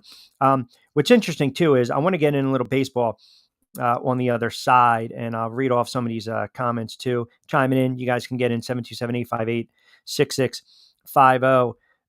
And I'll kind of tease it, but we're at the midway point of the baseball season. So we've got the All-Star game coming up, obviously, and the festivities, if people still watch that kind of stuff. If they don't, whatever, home run, derby, all that stuff. I mean, a lot of it's lost its luster, but there's a couple players out there that are putting up absolutely historic numbers. And if you're not paying attention, you're missing out. But I also believe there's going to be a debate, not really so much on what's going on in the AL when it comes to the MVP race, but the NL MVP race. As much as we want to believe it's a lock, it's a shoo-in, which to a man, I believe it is. I think there's going to be debate on it, and I want to get into that on the other side. 727-858-6650. Just a reminder, we're powered by Ion TV. If you're looking for breaking news, if you want to know what's going on weather-wise, or if you want to know what's going on in the very busy, congested highways in Southwest Florida, Tampa of note, check them out. Ion TV. Give them a follow, and right here on the Coastal Sports Network. We're probably about 40 minutes away from wrapping it up on a Monday. Keep it locked in. Bottom of the hour coming up. We'll take a quickie time out. When we come back on the other side, about 25 to 30 to play with. MLB talk, NL, AL, MVP races. They are heating up. A couple players that are putting up absolutely historic numbers. We'll get your thoughts as well at 727-858-6650. Keep it locked in to a Monday edition of Middays with Q. Ion Tampa Bay is the latest news, weather, and traffic for Pinellas, Pasco, Ellsboro, Hernando, and surrounding communities. Stay connected on X, Facebook, and their website, iontp.com. Ion Tampa Bay keeps you informed on breaking news as it happens. Southwest Florida's newest game in town. Sports Radio 102.9, the game powered by Ion Tampa Bay. We'll be right back. Adopt US Kids presents What to Expect When You're Expecting. A teenager. Learning the lingo. Today I'm going to help parents translate teen slang.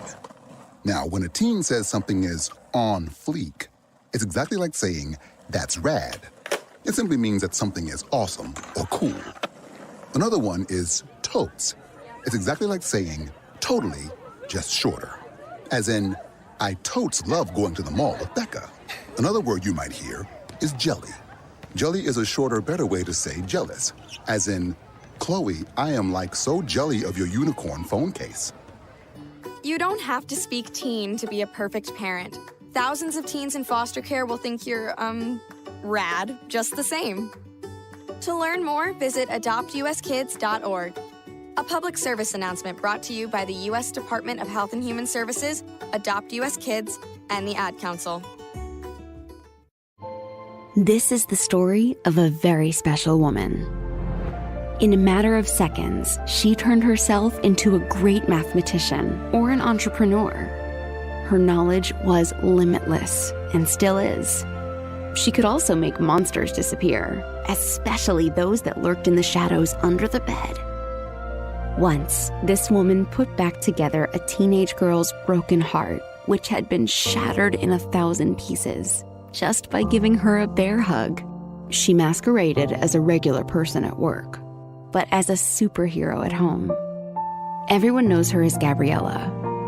I still call her Mom. Your hero needs you now, and AARP is here to help. Find the care guides you need to help, complete with tips and resources at aarp.org/caregiving. A public service announcement brought to you by AARP and the Ad Council. Download the Sports Radio 102.9 FM The Game app and tell your friends that Florida has a new leader in digital sports radio.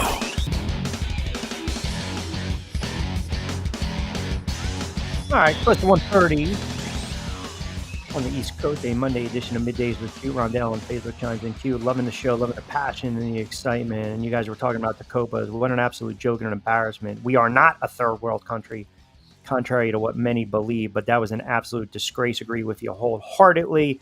Where was security?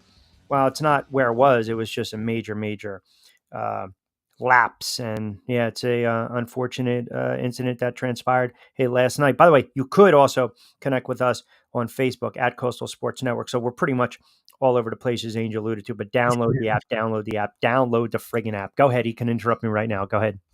No, you're right. I saw you were peeking. No, you guys can follow us there on CSN Florida, on X, of course, CSN Florida as well, on the Coastal Sports Network on Instagram, the Coastal Sports Network on Facebook. And you guys can always visit the website, sr1029thegame.com. Yes, please download the app so you guys won't miss a thing. And if there's a notification, something happens for some reason, like this morning, the show does not kick off on the socials. We can send a push notification to let you know that it is everything. The shows are always live on sr1029thegame.com. Always, all the time, every time, including Lloyd's show, Talking Hoops. Those shows are live on the Sports Radio Talk, Sports Radio 102.9 FM, the Game tab. So you look there, that's on there as well, including the host of the shows. You guys can see where their social media tags are, where you guys can follow them there as well. But we would love for you guys to obviously to follow CSN Florida, more importantly, because that's where everything's going to be pushed through and funneled through.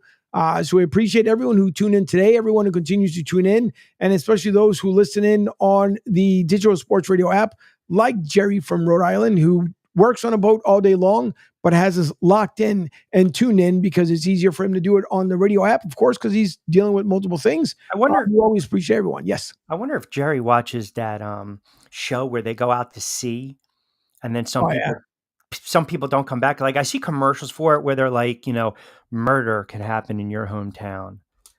And sometimes the sea is not as dangerous as people are. What's it called? The Deadliest Catch?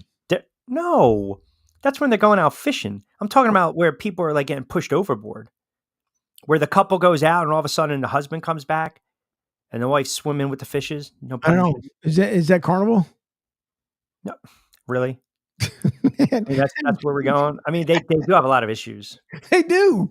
Yeah. They do. No offense, listen, Cardinal. Unless you throw some buckets this way, but no. Hey, listen, it's not nothing new. We hear it all the time. There's always something going on in the water. Again, no pun intended there.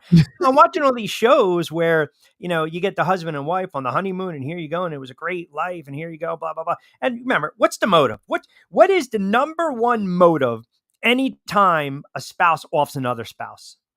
Money. Always. Yep. Oh, by the way, Mrs. Jones, we realized you had a $2 million life insurance policy on Ronald. Well, there you go. That's it.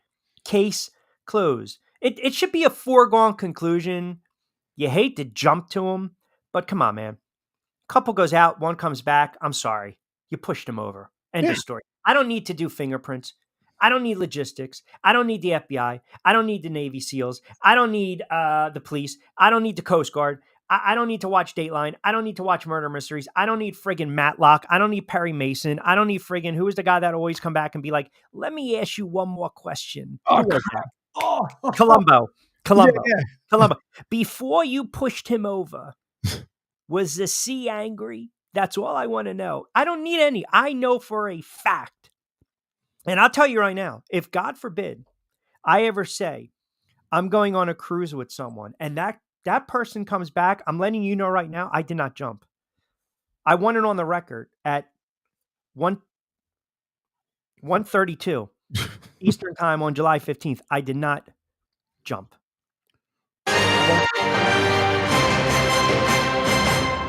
It is all about money. Yes. Yeah. I don't need Perry Mason. I don't. I mean, by the way, why are we... The guy never lost a freaking case. Never.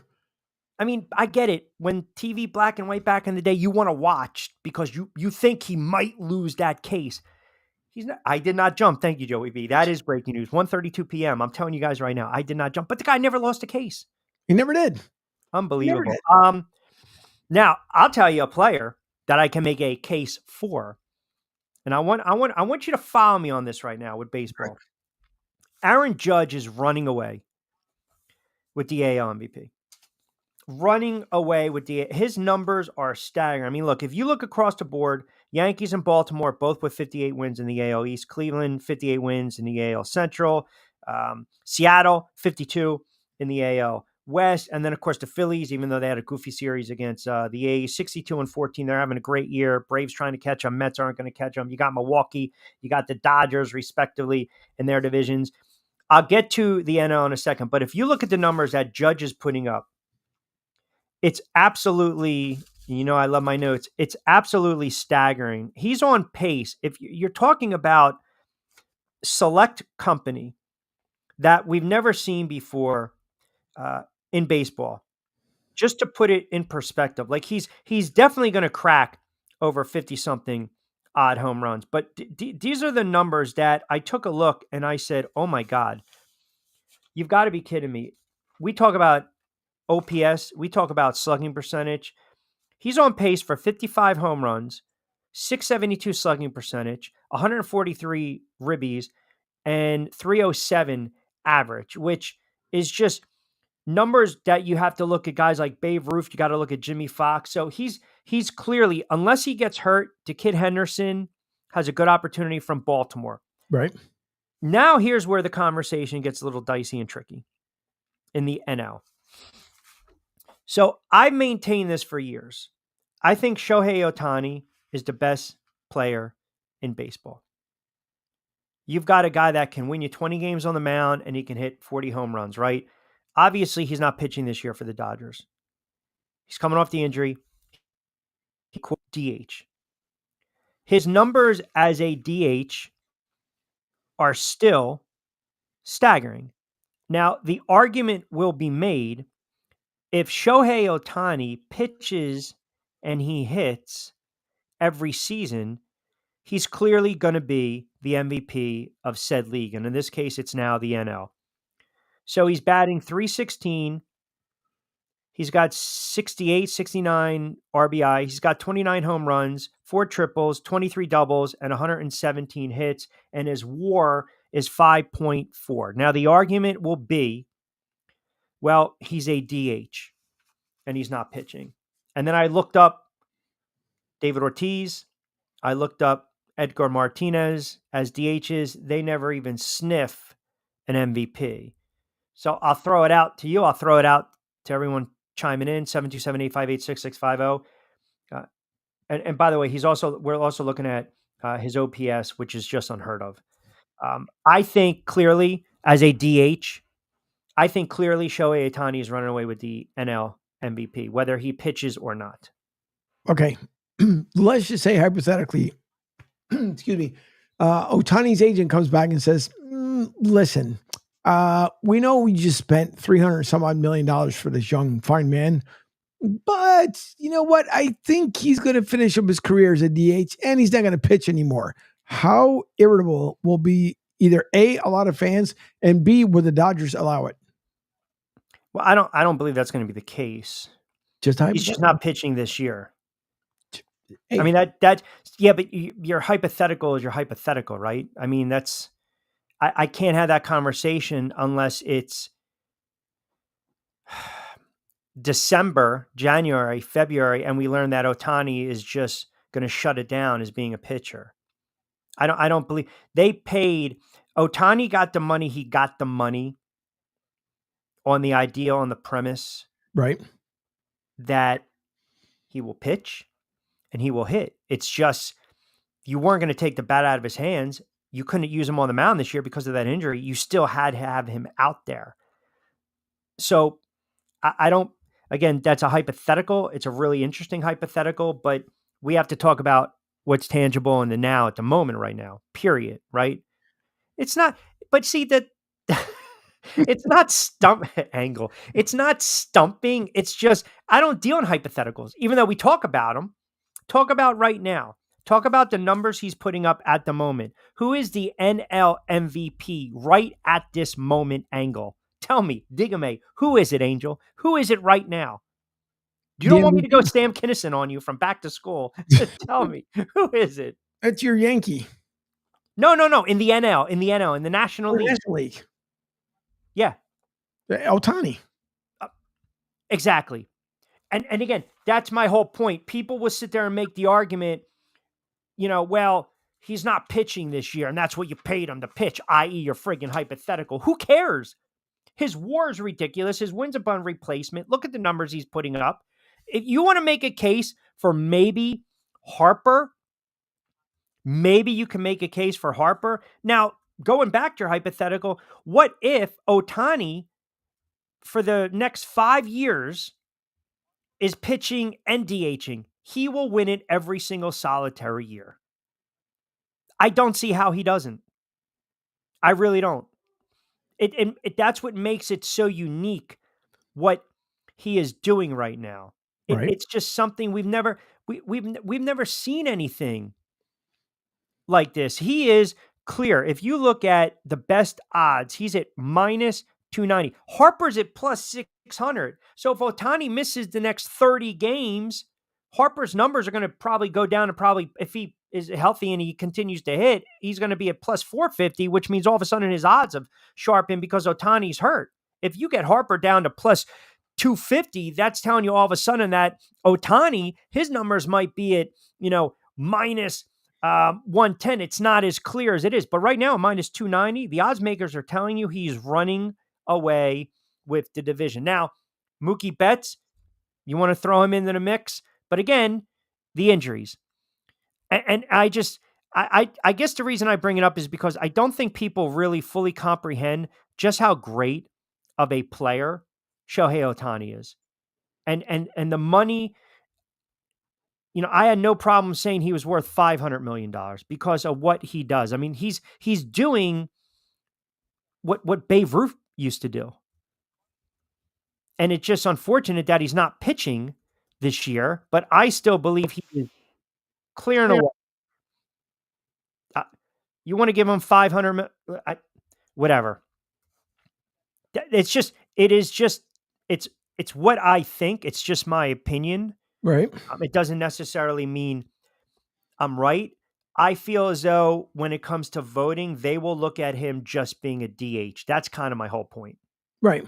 No, I would have to agree. The only reason why I was just throwing that is because, he did for not pitching, but still not getting out the yard the way he is. I mean, that's T.O. coming back to playing the Super Bowl, pretty much. It's the way at least I can kind of attribute to it. But let's make the argument to people all they want to, but he is going to come back next year and pitch, and who knows what it's going to end up being, what it's going to be like. But he is running away with it, just like Aaron Judge. And at the very end, we'll see who ends up getting the nod at the end of the year. But Joey B says, let's get it back to the real debate. Shakira versus J-Lo in halftime performances. I mean, are we talking in their prime? I don't know. That's a good one. But they both didn't look bad at a halftime performance 3 years ago. Listen, they're both drop dead gorgeous. I mean, right. Who you kidding? I tell you right now, if oh boy, you're asking me Shakira or J-Lo, I'm just. You want to do breaking news on this one? Okay. All right. Hold on. Give me the sounder. All right. Go ahead. I would have no qualms about pushing Martha over the railing if I had an opportunity with Shakira or J-Lo. And that's a big one. And that's telling you right there. I have no qualms about telling Martha to go up near the bow right for the photo and just when she's oh boy. Well, listen, that's me showing growth because you know where I stand with Martha Stewart. Right. So now all of a sudden you're giving me the opportunity to maybe go on the Carnival cruise with Shakira or J-Lo, right? Yeah. Joey, I knew I would dumbfound and stun. This is what we do on Middays with Q. That's right. Yeah, that's it. Over. I'm not Yeah, but I'm not even second. Listen, I'm not, and to be honest with you, between those two, I'm not even going to lose a speck of friggin' sleep if Martha's just scurrying around looking for that life raft. Absolutely not. No, I'll throw her an apron and that'll be it. Oh, boy. Sorry.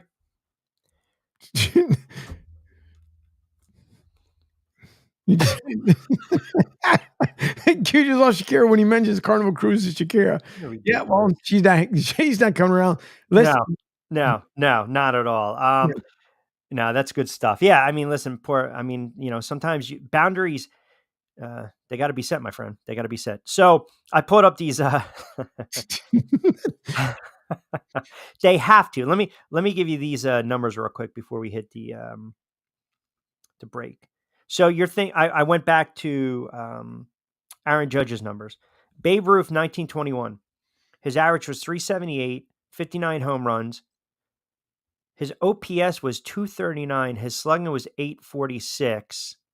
Babe Ruth in 1927 batted 356, 60 home runs, 165 ribbies. His slugging percentage was 772. His OPS was 225. And then you look at Jimmy Fox in 32. His average was 364. OBP was 469. Slugging was 749. OPS was 207, 58 home runs. I told you the pace that Judge is on, it's absurd.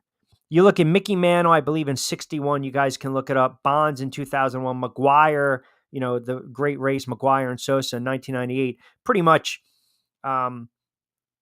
that's kind of where we're looking at the numbers, right? And now you're also talking 92 extra base hits. That's a number that only Ruth, Lou Gehrig, Joe DiMaggio, and I think Alfonso Soriano reached in the history of the Yankees. So he's putting up utterly ridiculous numbers. Absolutely. 727-858-6650, 140 on a Monday edition of Middays with Q. Rich Quinones here. Angel Martinez behind the glass. As always, we are coming at you on SR 1029 FM The Game, Sports Radio 1029 FM The Game, Southwest Florida's newest game in town, powered by Coastal Sports Network and from our good friends over at Eye on TV. Joey D chimes in on my ex from Summers Point, New Jersey. Q again with the Yankee talk. The Yankee talk is making me sick. What if Judge gets hurt?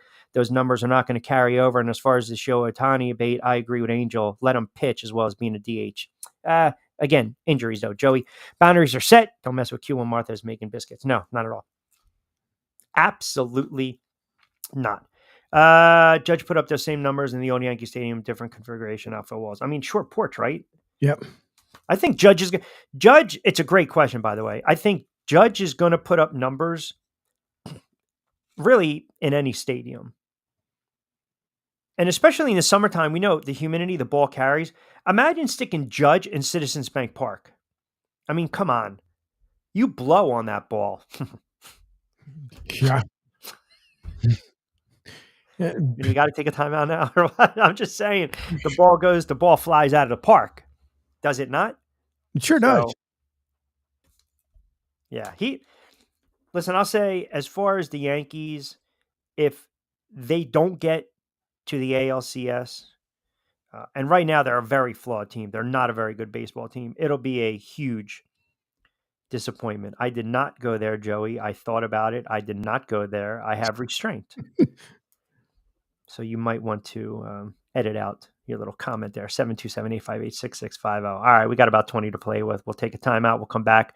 Keep it locked in right here on a Monday edition of Middays with Q. Rich Quinones here. Angel Martinez behind the glass producing the show. Keeping us on the air. You guys out there as well. Sports Radio 1029 FM, The Game, part of the Coastal Sports Network, powered by Eye on TV. Not completing high school is more of a social thing than it was an academic thing. Even though all these years have passed, I still had that longing to have my diploma. At age 30, Carissa finished her high school diploma. If you're even considering getting your high school diploma, you can do it. No one gets a diploma alone. If you're thinking of finishing your high school diploma, you have help. Find free adult education classes near you at finishyourdiploma.org. That's finishyourdiploma.org. Brought to you by the Dollar General Literacy Foundation and the Ad Council. Martha Stewart says she loves Q from Martinez & Company. He knows how to turn up the heat. Here is Angel and Q. I'm going to recharge my batteries. Martha Stewart says she loves Q from... Yes, the throwback. Throwback spot. I had to dig it out. Company. Yeah, listen. I mean, hey, but see, what you're putting me in a real bad spot here because, like, if we took it a step further, see, if you were to throw, say, Summer High in that equation, oh, okay, so yeah, now you're taking it a step further. But point being, okay, all bets are off. That's right there. You know, the Shakiras, Penelope Cruz's, the J-Los, Martha. It's almost as though, you know, we dated, we broke up. I see you passing through the street. You know, am I going to sit there and say, if you see me, you know, walking down the street and I start to cry each time we meet? I'm definitely walking on by. I'm not stopping. I'm not. If you're adding in those others, I'm sorry, I can't. And my buddies always get on me because they're like, what is it with you and Salma, you and Salma, you and Salma? God basically decided, let me make the perfect human being. And that is what he created. He did. She never gets into hot water. You never hear anything super negative about her, period. She gets better looking as she gets older. Sure does. She's charming. She's gorgeous. I mean, the scene from Dusk Till Dawn, do I need to even, you know, I mean, guys, you can Google that yourself. Yeah, I can't play it here. No, you can't. I mean, no. You know, fools rush in. So, but yeah, point being, sometimes you have to pick sides is kind of the whole point. You have to choose. You have to pick sides, right? And that's kind of where we're at with the AL and the NL MVP vote. By the way, I want to go back to, while we got a couple minutes, something that Lloyd mentioned, and I'll ask you and the guys out there, 727-858-6650, especially in the Florida neck of the woods. It's an interesting conversation.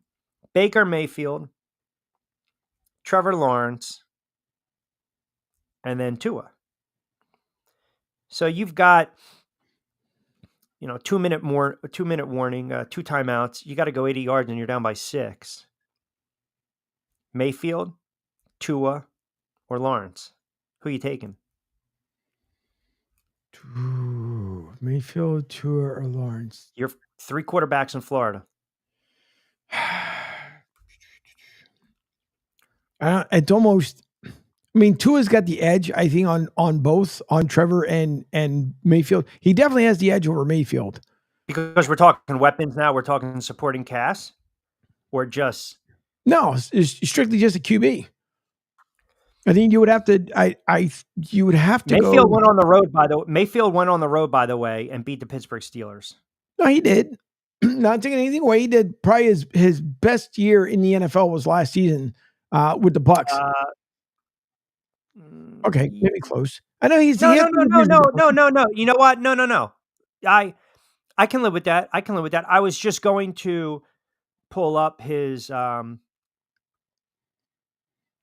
Well, let's not forget that Dave Canales is not with the Bucks anymore. He's now head coaching the Carolina Panthers. So we're going to see now a different Baker Mayfield, because Dave Canales was the one that basically made him kind of, re-energize, re-sprout, whatever hell you want to call it.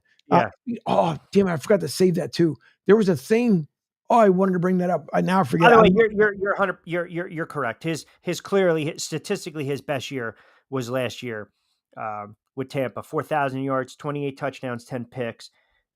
Prior to that, his best season was, he threw 22 touchdowns, but 21 picks. If you went numbers to numbers, I would say 2020 with the Browns, 3,500 yards, 26 touchdowns, 8 picks.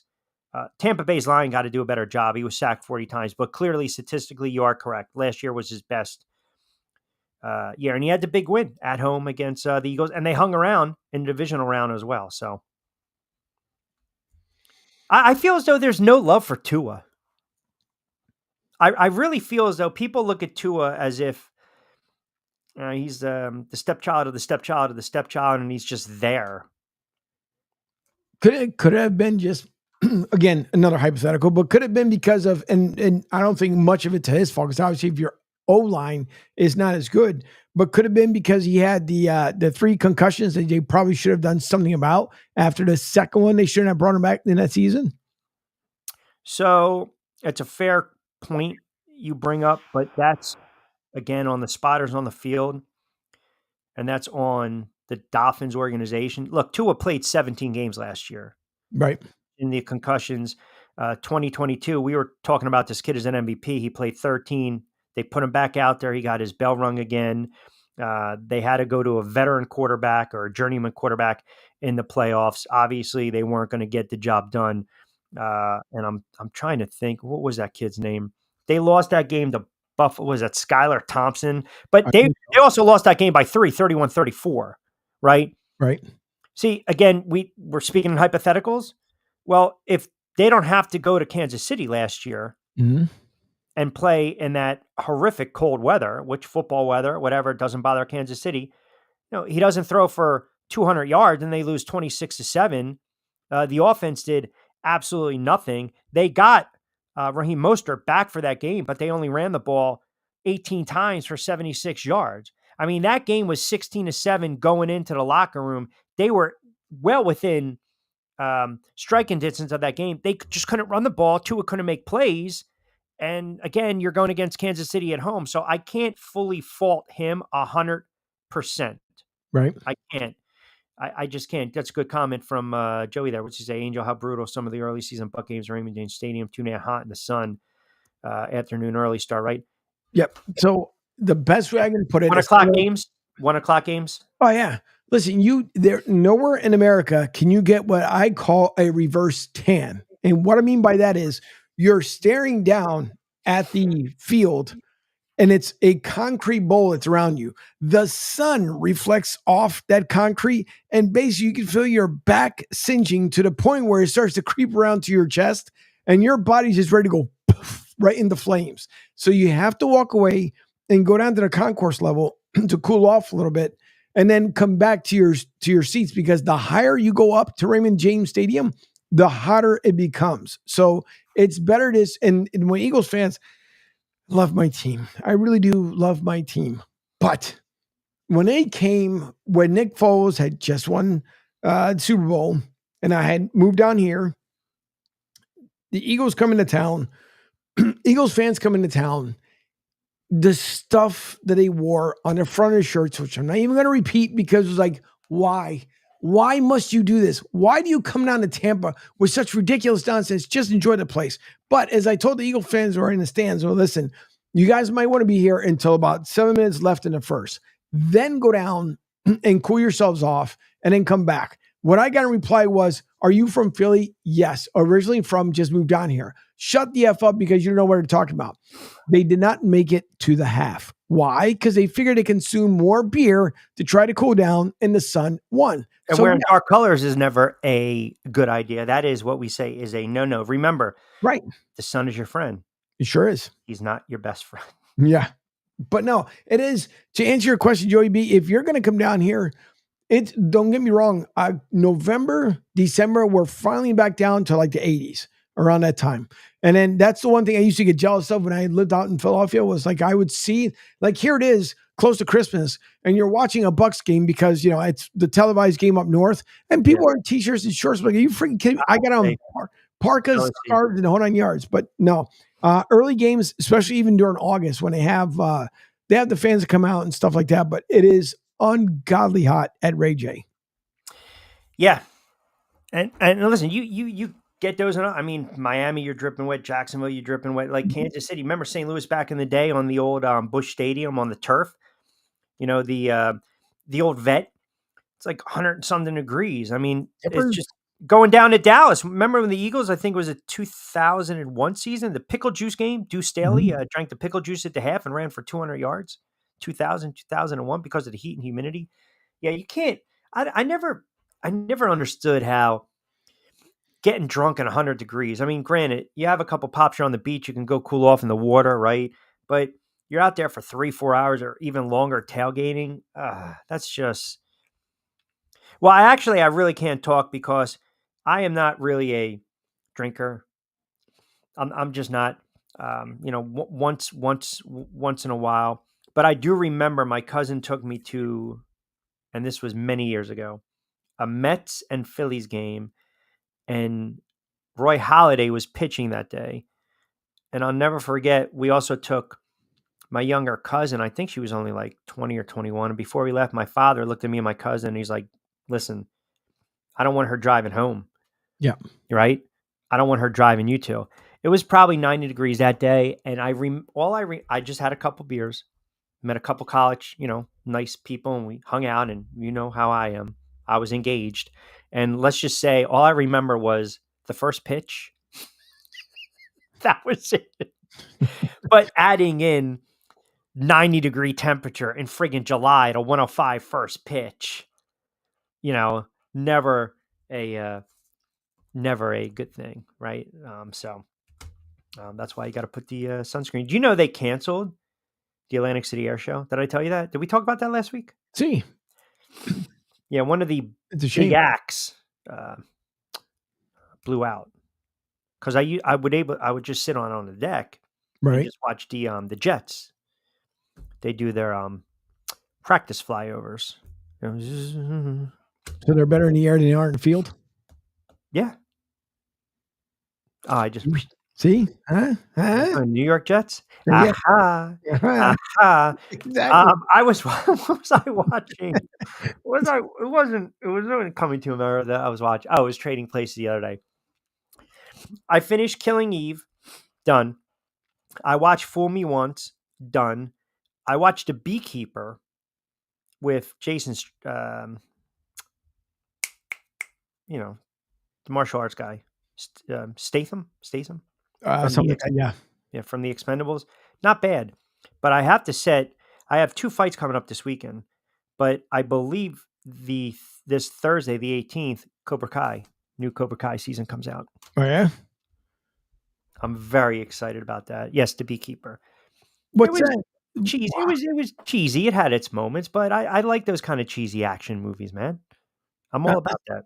Netflix, somehow I got to reach out to Netflix because I'm constantly dropping shows about there. But there's the new one it's only 6 episodes, and The Beekeeper, good flick. I give it a 4 out of 5 stars.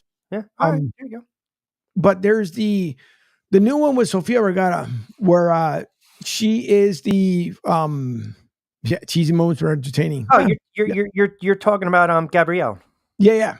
So now, because you remember, it's for those who grew up in our era, you had normally, if they would launch a series or a season, what they do is the first 3 would get launched because the Nielsen ratings would show if it was good enough to bring back or not, and then they would release the next 6, and then the full season would come back the next year. So Netflix only released 6 episodes, which is like a season. As they're trying to figure out what this thing is, it's actually not bad. The only weird thing about it is I know they had to put the caked on makeup on Sofia Vergara because they had to make it look like very 70-ish. But that poor woman, I hate Griselda. I'm sorry, not Gabriella. Griselda. Pardon me, Griselda. Yeah, she was fantastic. I liked it. No, by the way, no, Joey, we can't end the show with that. No, 3.5 on your chart. No, it was. I go 1.16. It wasn't good. It wasn't good. I mean, cute movie. But yeah, I wasn't. I guess that's what you get.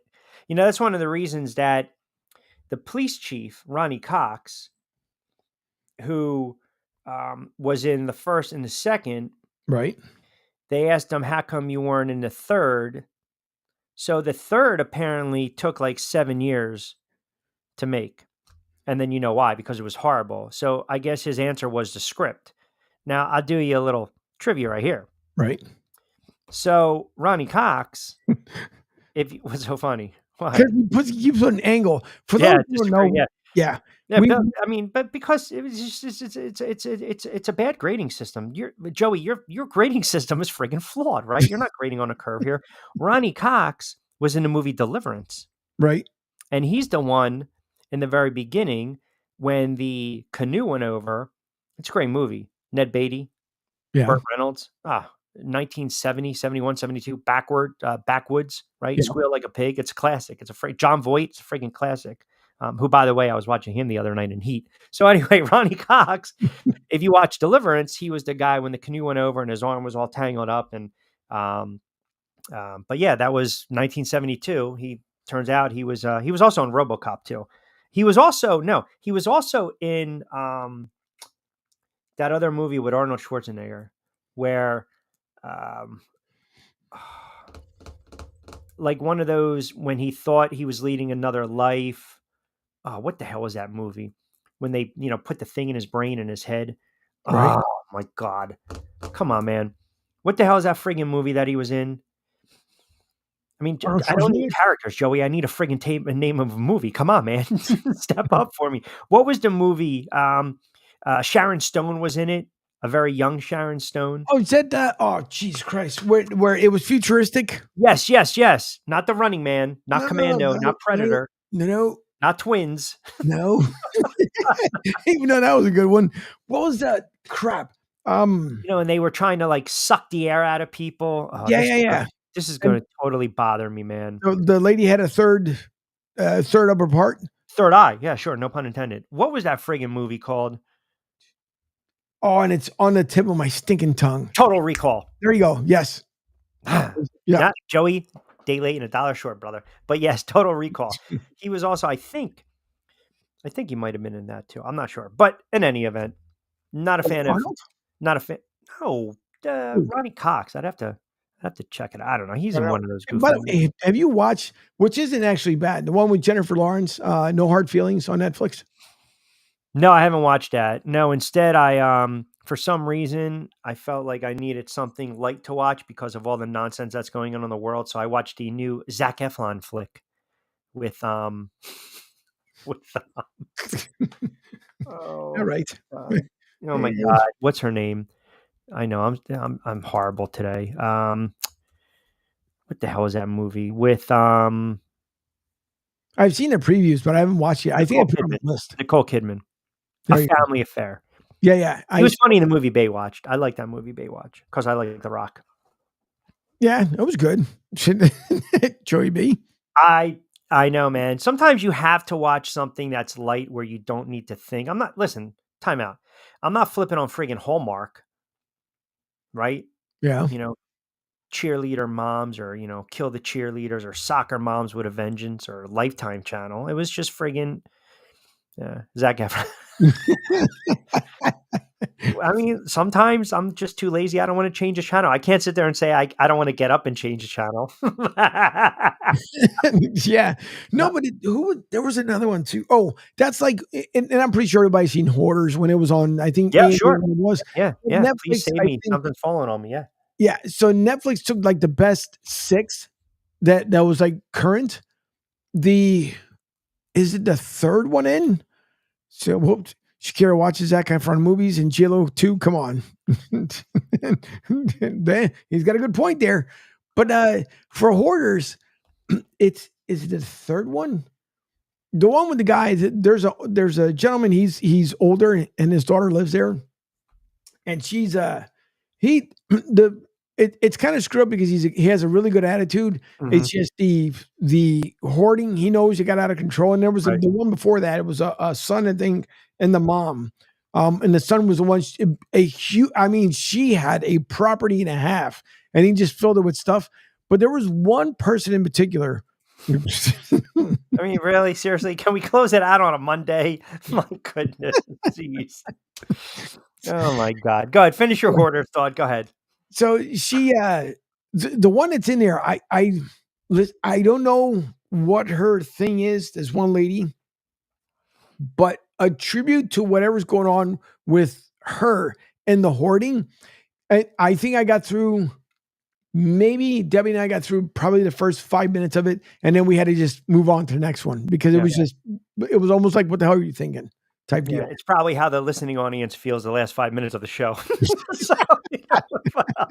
But they've done a fantastic job. They sure have. Locked in. All right, so we do have to start wrapping up on this Monday. Don't forget, we'll be on demand. We'll be on the YouTube channel, Broad Street South, Rich Quinones Q, also on CSN Florida on X. Excellent job by Angel. Don't forget, tomorrow, Monday to Friday, really start your morning off with Pete Shepard Show, 7 to 10. Host Pete Shepard. Give him a follow on X as well. Angel Martinez and Company from 10 to 12. And then myself, Middays with Q, 12 to 2. Later on in the week, a little more baseball. Steve Gardner from USA Today.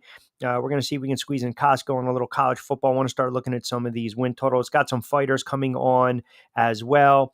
And Joey, we appreciate that, my friend. We appreciate you tuning in, and we always enjoy the comments and the laughs as well. By the way, yeah, go ahead. Before we get your last show, you too. Appreciate everybody who tuned in today. We thank you, especially Joey B. Joey B's been around for the longest now, and I really appreciate Joey B. And I hope to get back out to Colorado so we can hang out and drink a cold one. Crap. I just lost my train of thought. This is just brutal. I'm closing out. I got a rhythm, and all of a sudden, this guy just steps right on my foot. I mean, I'm drowning over here, right? What the hell is going on with you? I had it on the tip of my tongue, and now I freaking lost it. You can text it to me. We can talk about it tomorrow. What I was going to say is we learned a lot today. We learned that the sun is your friend, not your best friend. We learned if, God forbid, I ever go on a cruise with another person and they come back, we know exactly what happened. Exactly. And we also know that our rating system when it comes to J-Lo, Shakira is flawed. And we also learned that once in a while I will flip on the tube and I will watch Zac Efron movies.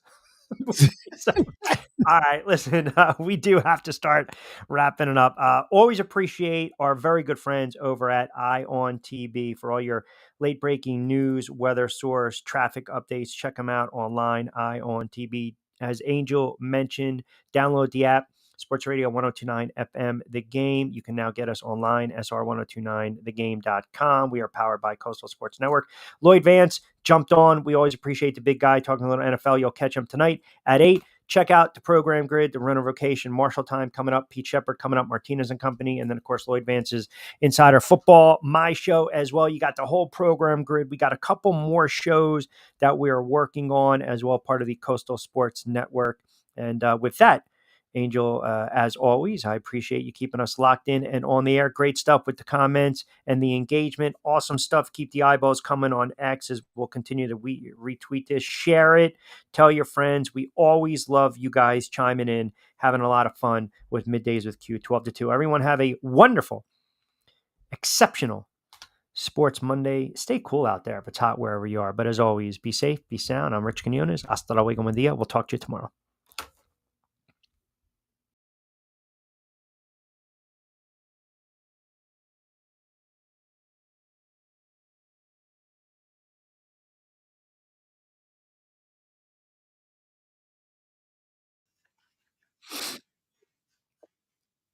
Oh, it'll go up.